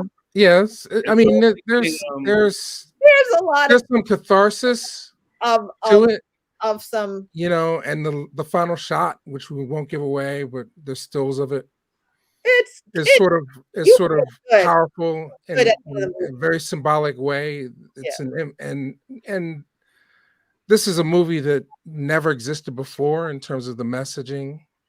So I hope, somebody mentioned that kids are gonna be dressing up as Dahomey warriors for Halloween. I think that's great. But I mean, yeah, at the same time, tell your kids the truth about the history. But no, you have a objection, Chris? You should you can't just not know the Dahomey and then just watch this movie and say, "Oh yeah, the Black Amazons were great," and not know their total history. You shouldn't isolate their warriorness without knowing their contributions to how we got here. And that's in the movie. Mhm. Yes, yes, and and and, and I, Don't. I want to say that It's not I white. was I was on a whole but I was on one Blu-ray forum where the white boys were very negative about how the homie were being portrayed. Tell the truth, tell the truth, tell the truth.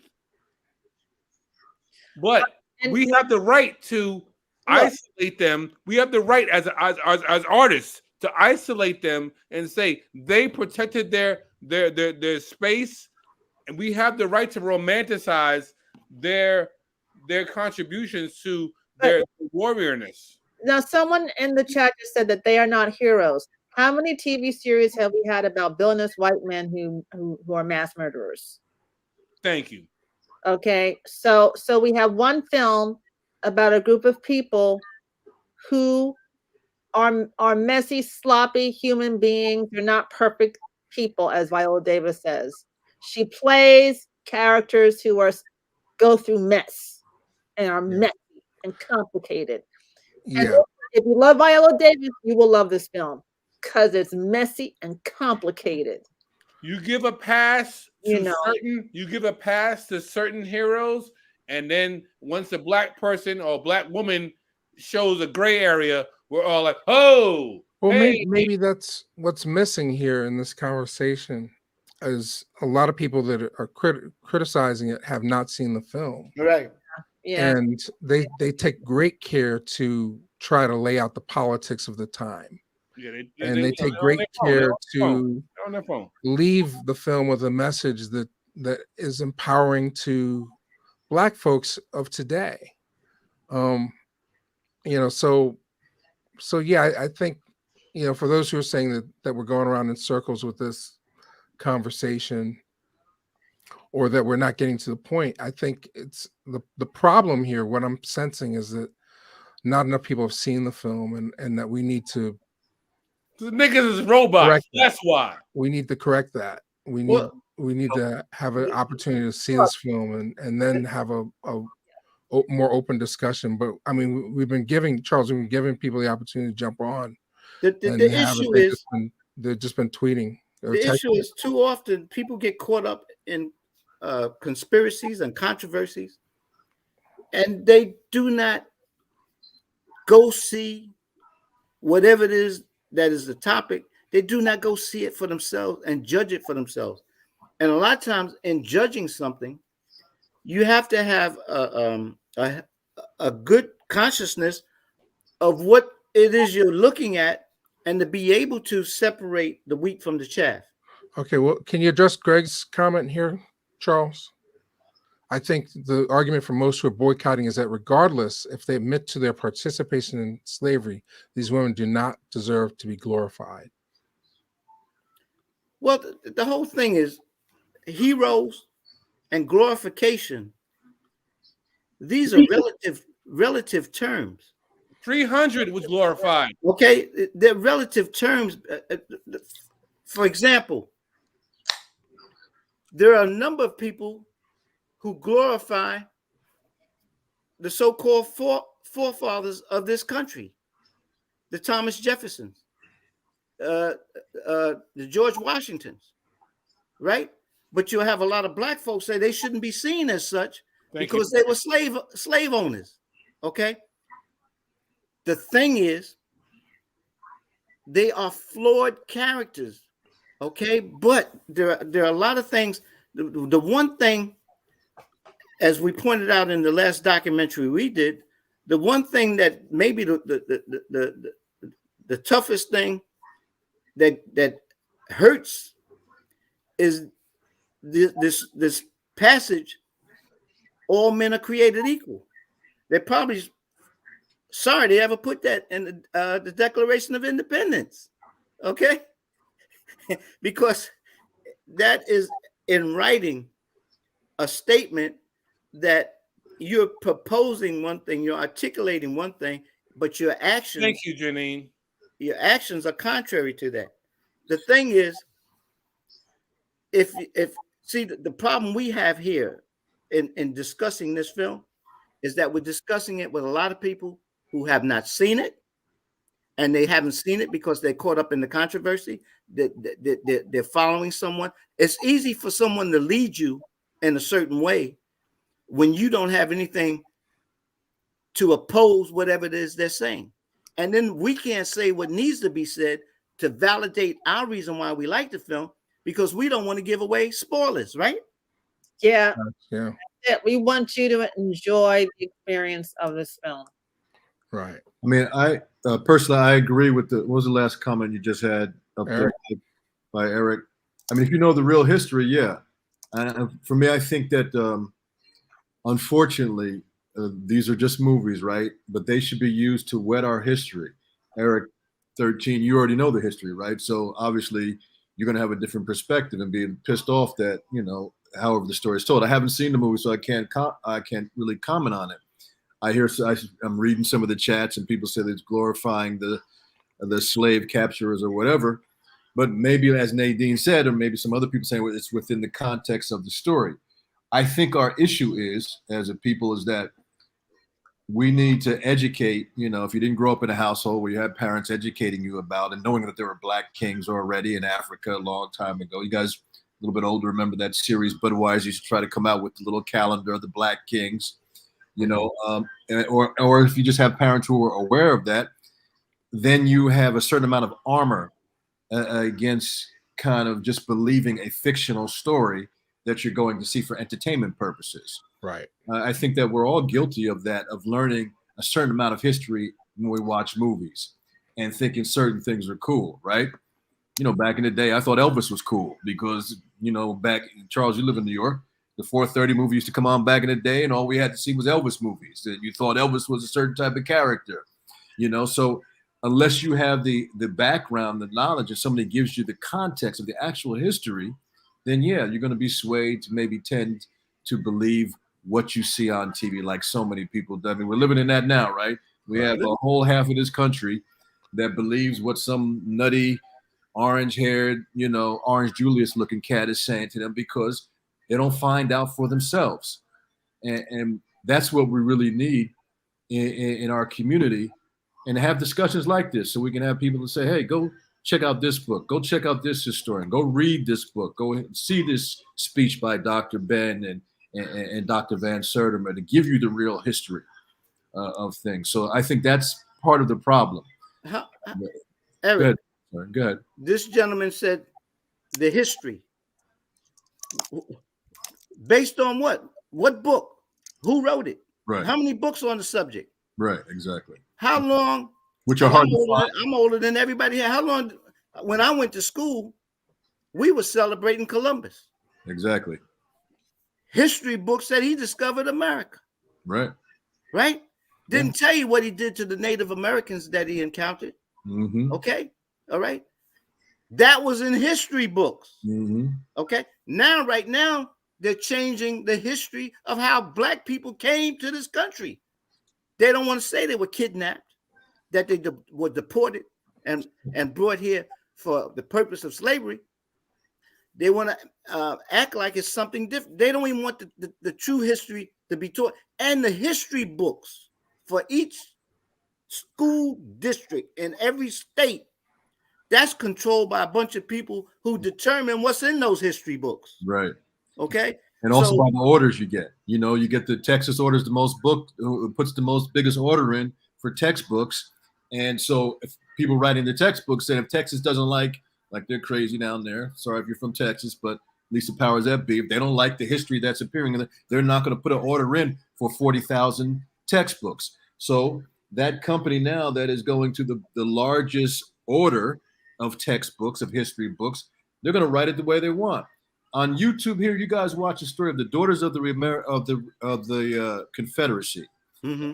There's a video clip on here. I think it might be on your channel, Mike, where they changed the whole history of the Confederacy, and they lobbied to have these textbooks rewrite the Confederacy and show that they were fighting for their freedom against this Northern aggression. That's how that narrative started. Mm-hmm. And so when you get these people who determine what textbooks are ordered because it's about the money, right? Then that's where we get miseducated. It's about the money. It's about the content. Number one, What was the reason for the Civil War? Slavery.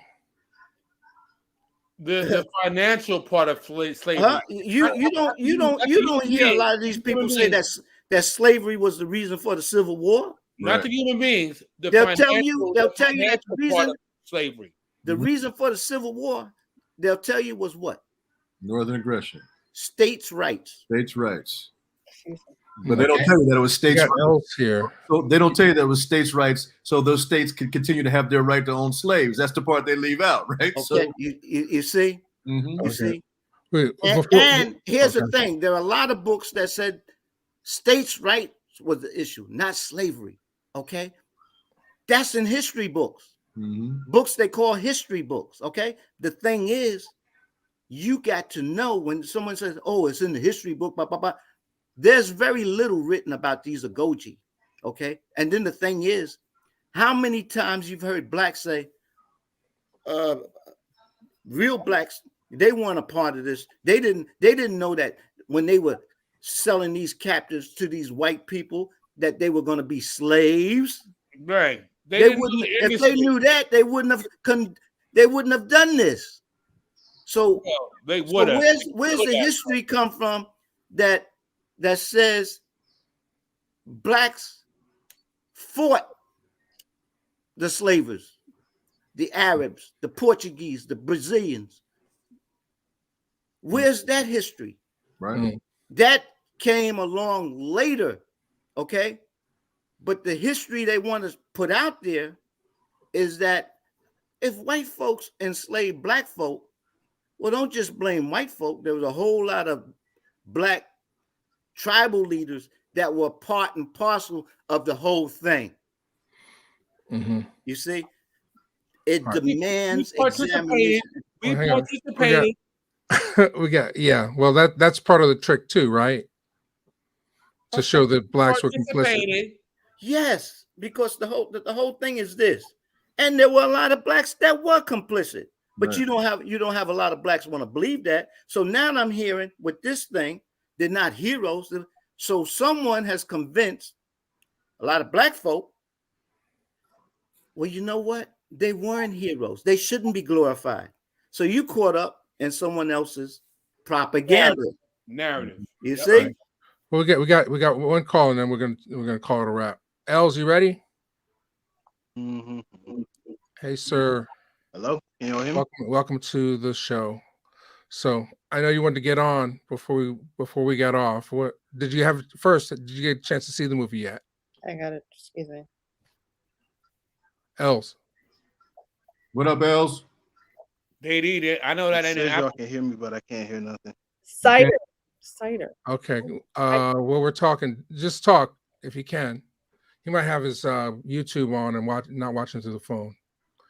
Is that better? All right. He's muted and now he's back. Can you hear us? Okay. Technical difficulty. Well, speak your mind. I just took him away for a second. Let him figure it out. When you can hear us, just wave. And reboot. Okay, when you can hear us, because you can definitely hear us while we're here. So Eric Payne was in Zulu Dawn. What? Folks. stop it. He's All still right. keep So, talking, all right. talking shit. Okay. All right. We're gonna try Els one last time. Can you hear us, Els? Yeah, I can hear you now. Okay. All right. I'll Right. bring Chris back with the bad jokes. Usually it's Charles with the bad jokes. All right. So you're center square now, Els. What did you have to say about the conversation? You enjoying the conversation? Did you see the film yet? No, I haven't seen the film. Okay. So what are your thoughts about the topic?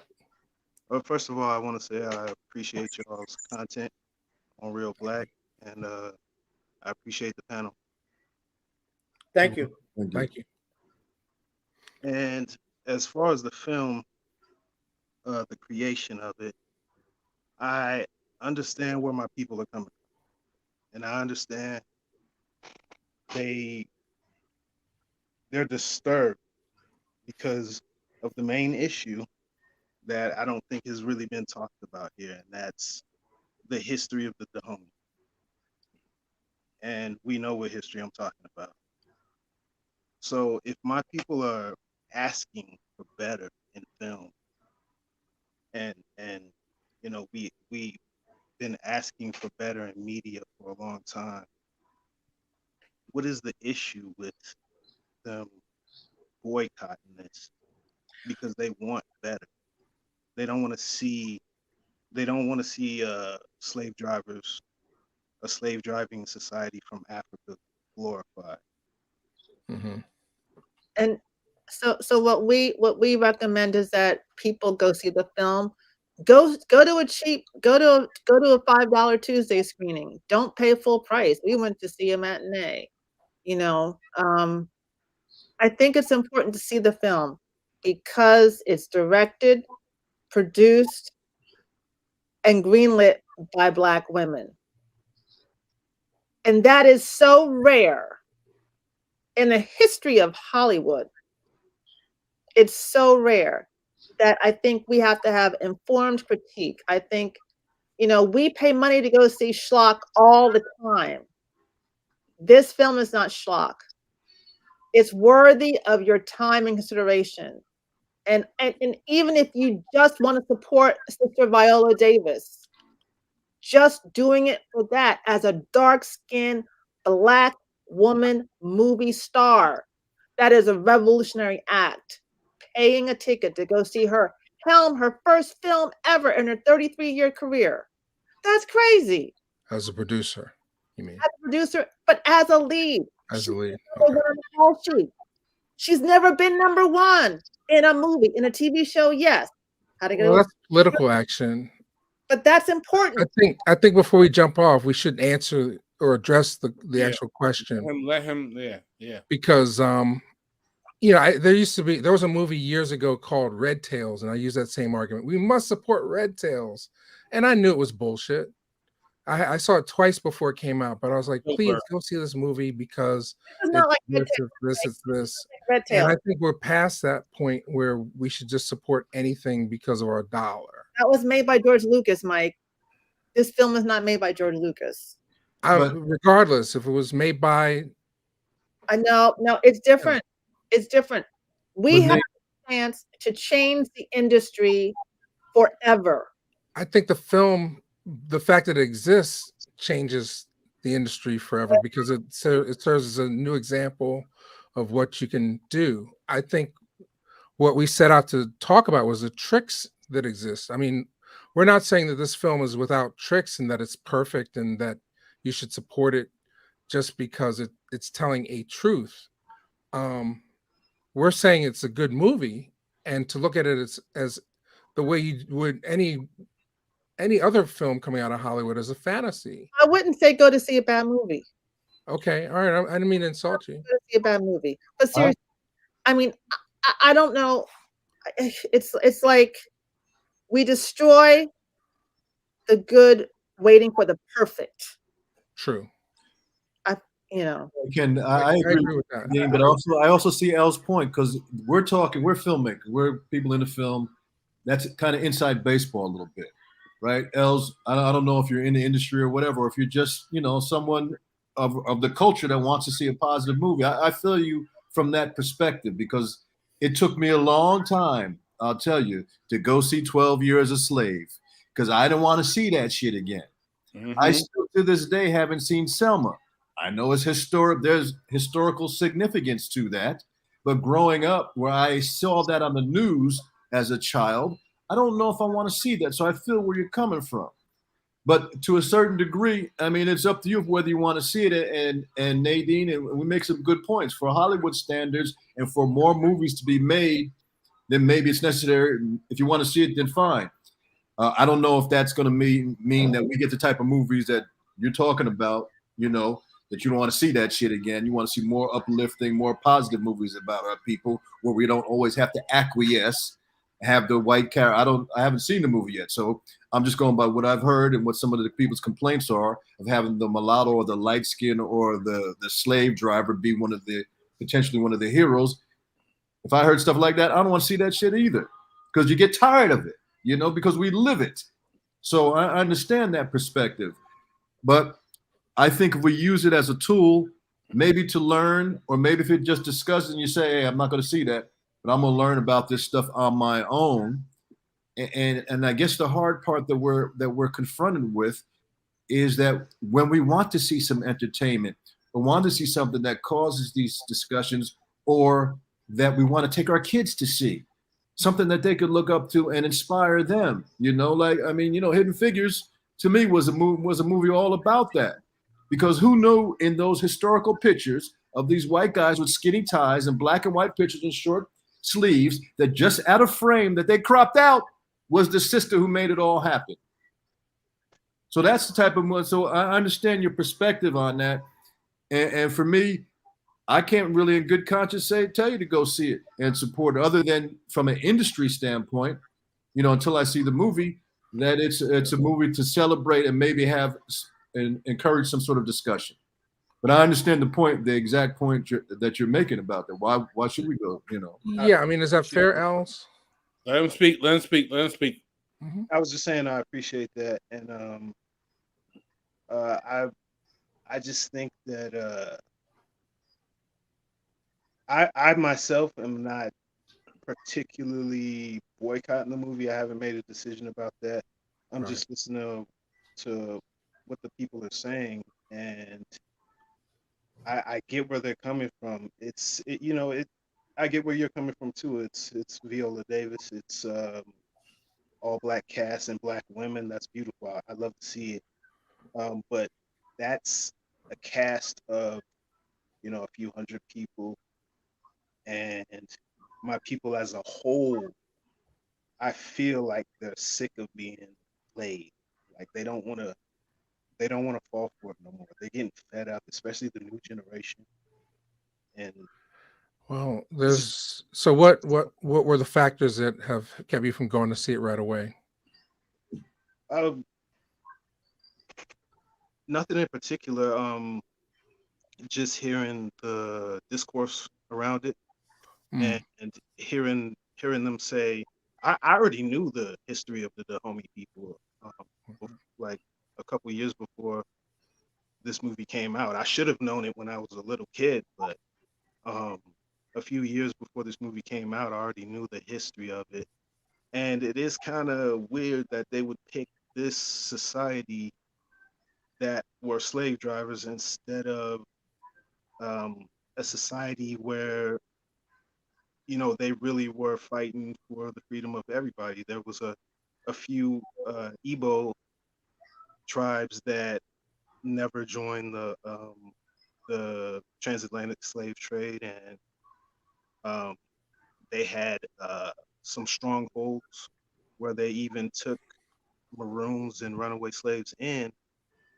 And I think my people want to see a movie about that. And is they Hollywood know ready to this. make a story like that, Charles? Well, the whole Oh thing is no. the whole thing is once again, Els says he's done some reading on the subject. He's familiar with Dahomey. And one thing I know is that I've spoken to some historians who've studied this, not just casually reading about something. And I'm not saying Els casually read about Dahomey, but the thing is, our history, based on whose pen has put it on paper. See, a lot of people don't want to accept the fact that the same way you have biased white historians, you have biased black historians. Okay, you have the Afrocentrists versus the Eurocentrists. Okay, Napoleon said that history is a fable agreed upon. Okay, all right. So let's be clear on the fact that that you want to talk about. I know about the homie, and I'm not aiming this at Els. I'm aiming at people. One of the studies I've made is on the Bible, and the thing I have coming out. I told you, Mike. Mm-hmm. I'm saying, that we put on the channel the debate with Brother Khalid against this white preacher on the origin of Jesus. If I debated Brother Khalid and the debate would justify having a debate that was in order, and I'm saying, prove to me that the image of Christ is biblically supported. I'm saying you have to come to me and show me where in the Bible is the image of Christ biblically supported. You can't. And I have studied hermeneutics, exegesis. I've studied the Greeks when they talk about the Malakos. I've studied this stuff. And one thing I know clearly, there is a bias where black folk want to see Jesus as black and white folk want to see Jesus as white. But it's idolatry to have the image of Christ in any form of fashion. No one's talking about that. We're arguing over if this film is accurate, legit, worthy of seeing, but no one's talking about, and a lot of people who haven't seen it, they can't even give you what the film is saying. The film, if it was glorifying these people and making heroes of these people, it would not in dialogue say how flawed they were and how it was a disgrace on how they conducted themselves to be a part of the enslavement of black folk. That is in this film. Okay. Yeah, Chris. I think artists have the right to take a chapter from history, Black history, African history, and romanticize the power that Black women had to defend their country. And we will see in the Wakandan Forever movie how Namor fights against them, and they have to legitimize their position as a political, stance, and represent themselves as a gray area.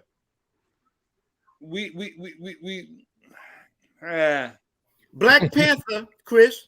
Thank you. Black Panther could not even kill the white man who killed his father. Killmonger, as Nadine said, shot down his black girlfriend, okay? Like she was nothing, like she was trash. And at the drop of a dime, Killmonger takes over. They've already villainized him, made him an evil black person, okay? But the thing is, once he took control, you had a country that up until a certain point was supposed to be these sophisticated, conscious, smart black people who at the drop of a dime were willing to go along with the new edicts and demands and desires of their new king. You tell me what kind of thinking is that when I'm going to just drop my consciousness, my sense of right and wrong, and go along with the program with what this king wants to say. And I'll tell you something. You saw it in Black Panther. You ain't seeing it in this film. Mm. But I'm questioning when the new Wakanda Forever comes out, will they present Wakanda in a gray area? And we want to have black folks to be all happy and free and strong, and like we have our fucked up history, and this movie seems to shed light on some of our fucked up history, but it's not the core issue, and folks want to make that the core issue. I'm like, we have a right to romanticize how strong black women are for being the Roy Malage, right, Nadine? I think the problem is that we have been programmed to be Els, thanks. Thank you, Els. We've been programmed to be hypercritical. Good to meet you, Els. Thanks, Els. We've been programmed to be hypercritical about each other. Yes. Hypercritical. Always been. So that we come up with arguments that most of us never even say about white people, white films, white filmmakers, and I don't understand that. It's like, give the artists a chance. They deserve a sense of grace. They deserve a sense of grace because they have given, in terms of their whole careers, they've given a part of their soul to us in this movie. And it's a human movie. Tricknology is at work. Okay, Tricknology is at work, because here we are. Tricknology is about division, divide and conquer. We're arguing over the merits of this film. Yeah. That's okay. So the tricknology is working. In other words, rather than us say, I didn't like this about the film, this was inaccurate from a historical perspective. Yeah. But the whole thing is this: Mhm. when you have injustice, you have what they call the scales, right? I think the balance is more positive than negative. No one's discussing the merits of this film. We're Exactly. focused on the so-called Yeah. inaccuracy of it. Reality drama. When I grew up, you know who my heroes were? Because I loved Westerns. Jesse James, Jesus. Wild Bill Hickok, Billy the Kid. These people were notorious killers. They hated black folk. But the way they were presented, they were whitewashed and presented. They were villains who were glorified and made heroic. These people in this film are flawed. That is evidence. But you have a black king who wants to change what his brother did. Okay? You have a black woman who is his wife, one of his wives. She wants everything to be cool, calm, and collected, because she's thinking about the three main things that make up God in this country. That's gold, oil, and drugs. Okay? Okay? But you have a black woman, and this thing was said, who should lead us? No one who is without a vision. And in the Bible, it says, if the people do not have a vision, what shall happen to them? The people will perish without a vision. You know, but this is the thing. You can lead a horse to water, but you cannot make them drink. No, you can't make them think. Or drink. Hello, Mike Dennis. Shout out Marlene J. Thank you for the Cash App. Thank you. Will this lead to the next level of Get Out and the Woman King? Will this lead us to a next level of black cinema where we actually have to kind of challenge ourselves? No. Yes. Yes. Hello. Yes. Hello. Yes. And I'll say why I say yes. Nothing happens in a vacuum. We have artists who compromise their integrity for God, for fame and fortune. The black man, black woman part of the producers of this film, they have history in the game. Eric talked about in the game, okay?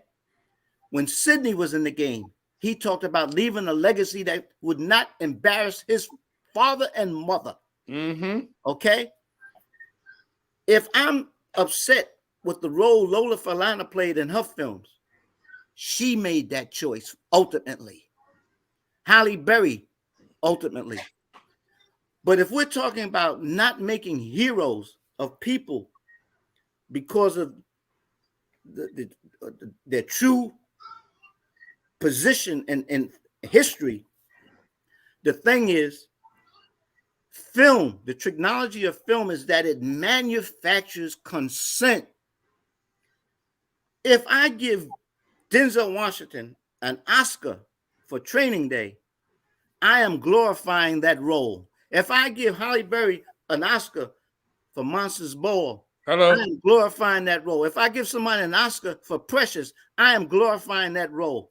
If I say Fences was a wonderful film, then the way Denzel Washington's character treated Viola Davis in that film, I'm glorifying that behavior. Okay?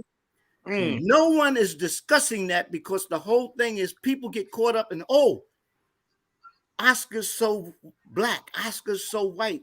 They love to see black folk getting awards, but what are they getting awards for? Okay. Preach. So I think we've said everything that can be said about the Woman King tonight.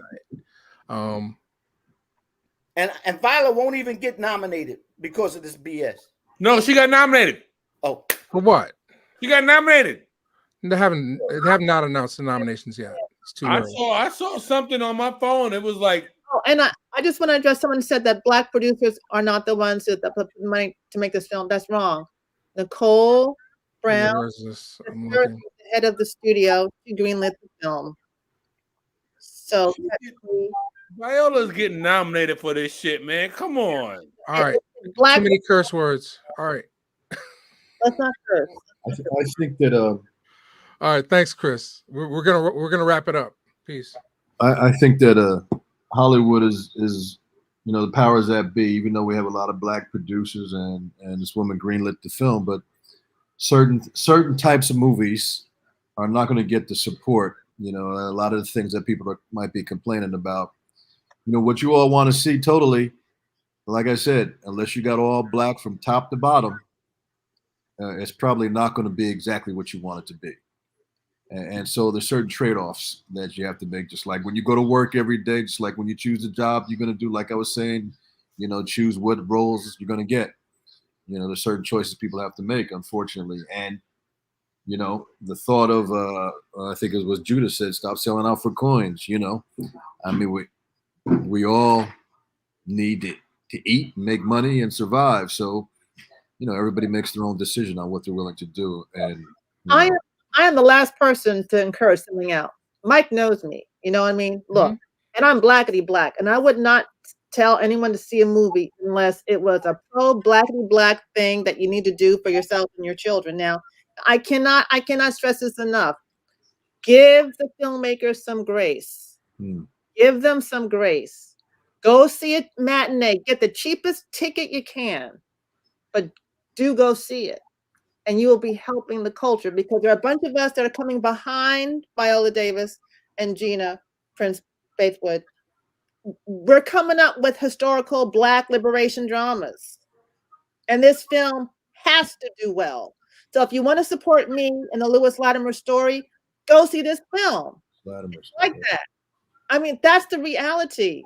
They're looking at how this black historical drama is doing. And it is not it's not your typical slave drama, because the black folks do kick ass and they do kick white people's behinds. Yeah, it kind of reminded me of an old kung fu flick, Charles, especially the setup in the beginning. Yeah, the fighting was intense, but someone said, oh, because they had good roles, they did good things, so that makes it a good film. No, what makes a good film is if the film makes sense from beginning to end. No character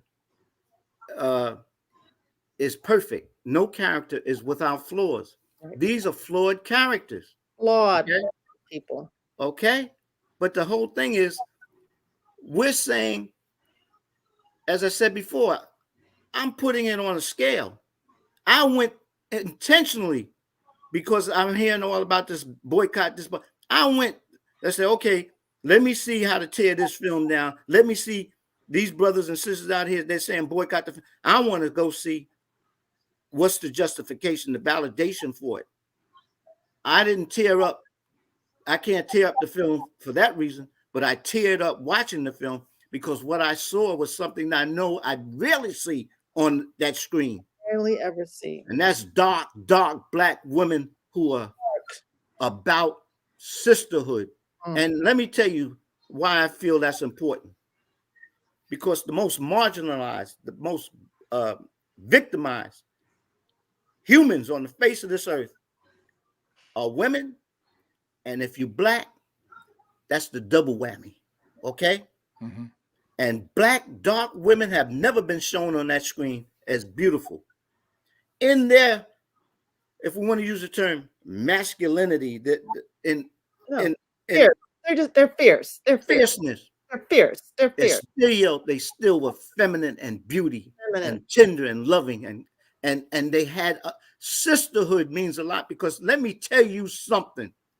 Look at what's happening in Iran, and you look at what the decision has come down from the Supreme Court, where when men, for the most part, are deciding what a woman can do with her body. And if these women don't go and turn that crap around and put people in office who can codify the fact that if a woman needs to have something done to her body that will help her, they're talking about pro-life. And yet, if a doctor does something to save a woman and they consider an abortion, they had one vicious, ignorant scum bag say that person should be killed. How many of these pro-lifers were for the death sentence? Especially when you knew that the death sentence, for the most part, black men and women in jail, incarcerated, were disproportionately overrepresented in those jails and face being executed. And you pro-life? That's BS. This film, I'm saying it one more time, I love it because it celebrated the beauty of black women. Okay. All right. So we're not swaying that many people, but we did make our points clear.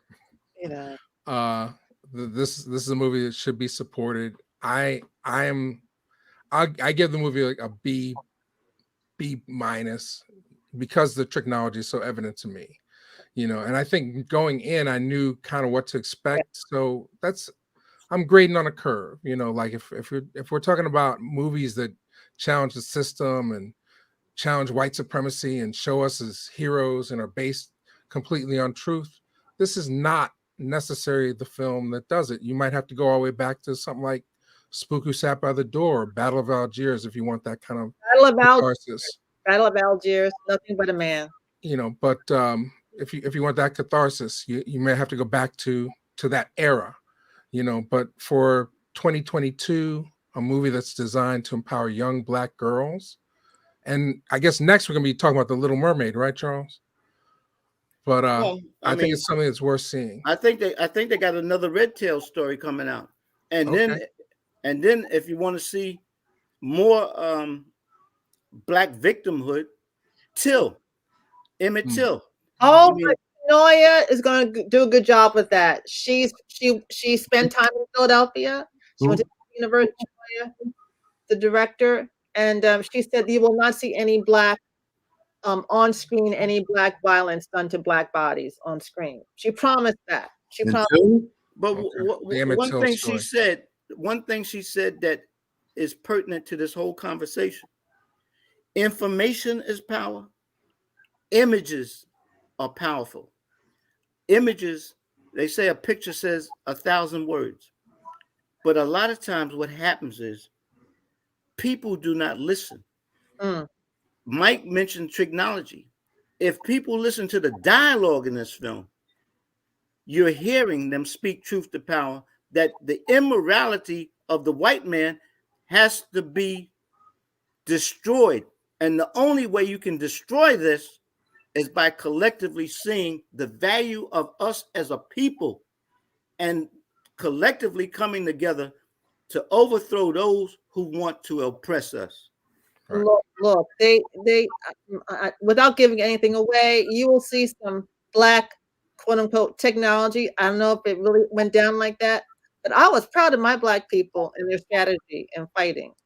And I think you don't see that enough in films. Black people being smart and brave. Right.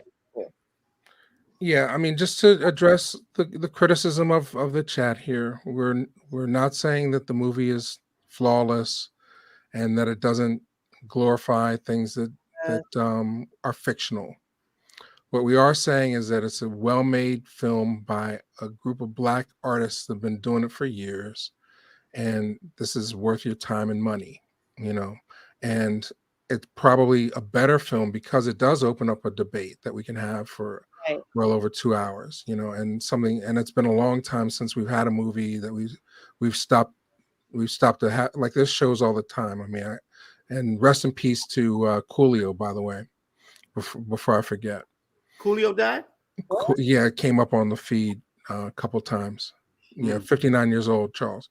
Rest in peace, Coolio. But so if it's not to your taste, don't go see it. But if you choose to see it, you're going to see a good film, lots of action, well told story, and layered in character. So ODB,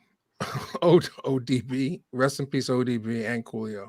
So tomorrow morning we're gonna do old school hip hop, so we can play some Coolio music for sure. And yeah, that's all I got. I mean, I want to thank you guys for your time. Any final thoughts before we let it go? Well, for me, you mentioned the fact that we didn't sway many people's heads. I would just like to know honestly how many of the heads that were not swayed, how many actually saw the film. Well, it's a challenge. I mean, we're part, and somebody said you have to pay attention to the new black media, right? So there's a whole wave of folks on YouTube and other platforms that have been speaking out against the woman king, that align themselves with the new black media. We were included in a tweet. I don't know if you know this, Charles. The sister from Martin tweeted out a whole bunch of people that she said pay attention to, and we were one of them. So this is a thing. This is a real thing, that we do have the power to influence people, or at least from my perspective, our job tonight was to expose the things, so you don't come out just feeling the same way you did coming out of At least Black Panther, that you see the scrutiny. But it seems like a lot of people already had their minds made up before the movie even came out, that they were going to go against it. And a lot of the new black media I have people more are not objections against saying Black go to see it. Panther than this film. hello, thank you for saying that. And I love Black Panther, but certain things about it irked me. Thank you. Killmonger killed his woman. I was like, Right. So that pissed me off. So one of the things that we wanted to do. See what Perry Saunders just wrote? I missed that. Oh, put it back and up. that's right on top of what I just said. I had more objections to Black Panther. You didn't hear any of this about boycotting Black Panther was replete with tricknology and negativity. You had the black man against the black man. You had this villainizing Killmonger, so that when someone who wanted to use vibranium for the purposes of destroying our enemy, at the end of the film, you have Black Panther say we need to build bridges and not walls and whatnot. Let me tell you something. If we're talking about against the homie's message was about the fact that we need to build walls to prevent the bridges these people are coming in. They sent the coastal blacks. They destroyed the coastal blacks in West Africa. They destroyed them. And then they took them and they made deals with them. They sent them into the interior with guns to destroy the other people and to help bring them for slaves. Got to know the whole story. Not, like I say, not the story with the holes in it. People, I know for the most part, people who are objecting to this film, they're caught up in someone else's BS. The same way they're caught up in, as I said, with the Bible. People are quoting the Bible and they're saying this and that. They don't even read the Bible. They let somebody tell you what is in the Bible.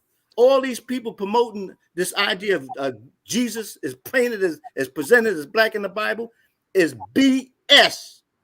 Right. And Creative Line, she's saying, we're sure the production is stellar, brother, and great messages have been inserted, but the choice to celebrate the kingdom versus others is where the pushback is coming from. Well, so then the question is, did you go see Black Panther? And what did you think about that? Were you boycotting Black Panther? And then, there seems to be a double standard, not to give anything away. Chris Rock has a joke. He says the double standard exists. It's the same people that will listen to Michael Jackson, but won't listen to R. Kelly. So the divide and conquer is real on this. We just wanted to share our thoughts and informed opinions about the film. And I know just from hanging with Charles for 7 or 8 years that whatever Hollywood's putting out is going to be some BS on a certain level. But you weigh it on a scale. Does the BS outweigh the positive things that you can get from seeing this, the empowering messages? So I'm not mentioning no names, but how many of us want to dismiss the evidence that looks overwhelmingly against some revered celebrity? Well, he didn't do this. This is just white man coming out after them and trying to destroy their legacy. right. How many people are dismissing the evidence because they want to say that it's not legit? You don't hear them saying that what the person did Right. Or just no use longer makes Nadine's them words, it's messy. a hero. They're still regarded as heroes Messy. because you don't want to accept the fact that we have people in our human family who are just as flawed, just as horrendous, revolting, and Okay. So now wait, hang disgraceful on. as anyone else. Charles, how did I take this off topic with the Michael Jackson comment? Am I saying I'm quoting a Chris Rock joke? Yeah, you guys are going. Yeah. All right. So we're gonna wrap this up because we're not gonna fix anything. Anything, Nadine? I don't want to cut you off. Go ahead. No, just stay on the film, and I respect the people. Look, COVID's still out there, so maybe you don't feel safe going to the theater. Think about seeing it when it comes on a streaming platform. Or never see it. I don't care. I enjoyed myself. Or don't see it. Let's see it. Don't look. I'm not here But this to is sway popular opinion. We're here to tell the truth. all the films I've seen in the past 5 years. This is to me. This is up there with 10 figures in terms of showing us something that we never get to see. We never get to see Black women scientists, and we never get to see Black women, men and women coming together, working together in a sisterhood, in a brother and sister kind of way, because that's the way that John Boyega's and Viola Davis's character. They were like two halves of a whole, and that concept of male female balance. As African Americans, we need to see that visually on screen. This is why it is different from any other movie you're going to see in the past 5 years about men and women. It's that important. It's that important. I mean, mostly, I would say you can pass on Lovecraft Country if you want. You can pass on Get Out if you want. But this film, you need to see this film. Okay. It will change the music alone. I want to talk about the music for a second. Terrence Blanchard, the soundtrack. A jazz musician, composer did up the soundtrack, incorporating traditional music, contemporary music, orchestral music. I'm hitting the table because it's like the music is so good in this film. It will move you physically. The sound waves in the theater thing. Go see the movie. It's All here. right. That's why Okay. you cry, because it's like it's I'm done. Nadine, we've been talking about this movie longer than the actual movie is. So if people are going to go see it, they're going to go see it. If they're not, they're not. But I mean, I just wanted Charles to come on and share his thoughts about the movie. I knew when I got my ticket, they don't even give out real tickets anymore. You scan them on your phone or whatever. I knew there was going to be some tricks in it, and Charles and I have been discussing this issue for years.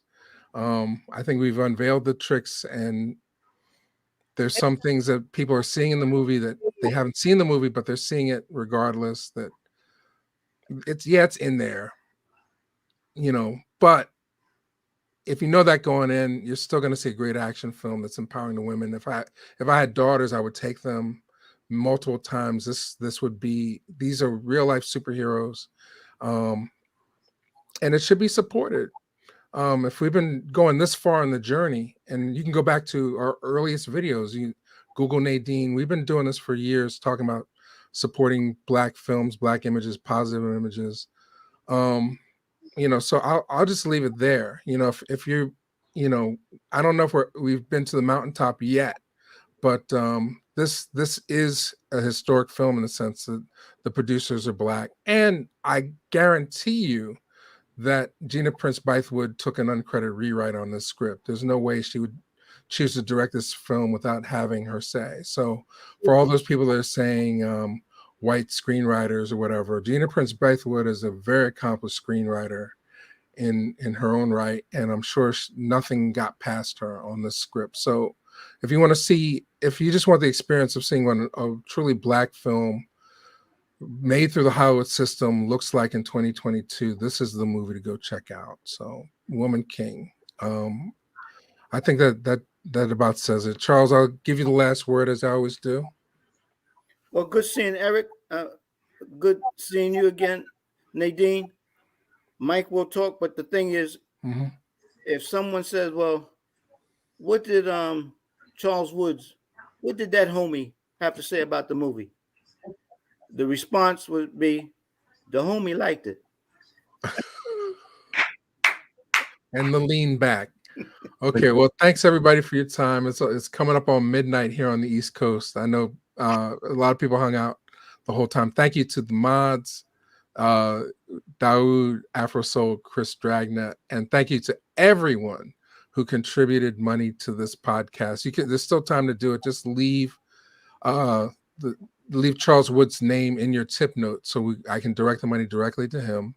And it's there to support the Out of the Woods collection, preserving the Out of the Woods collection. So, yeah, take a look at Significance of Sydney while it's still up. Oh yeah, it's going to be up. Significance of Sydney is going to. If one of the mods can type that up, I'll pop it on the screen. The documentary, the award-winning, I should say, documentary that we did about Sidney Poitier, that premiered in January, is now available for a limited time, which means it's going to go off. It's going to stop running on Sunday on the channel, but you can watch it now. And that's Charles and I's not the most recent work, but it won awards at the Roxbury Film Festival in Boston. So you don't want to miss that. It's called The Significance of Sydney. But that's all I got. Good vibes. We'll see you in the morning, everybody. Thanks everybody for tuning in. Everybody say good night, Gracie, or good night, homie. Good night. Tracy, good night. Good night, Peace and homie. blessings, and thanks to the Real Black family. Love you. Proud to the people.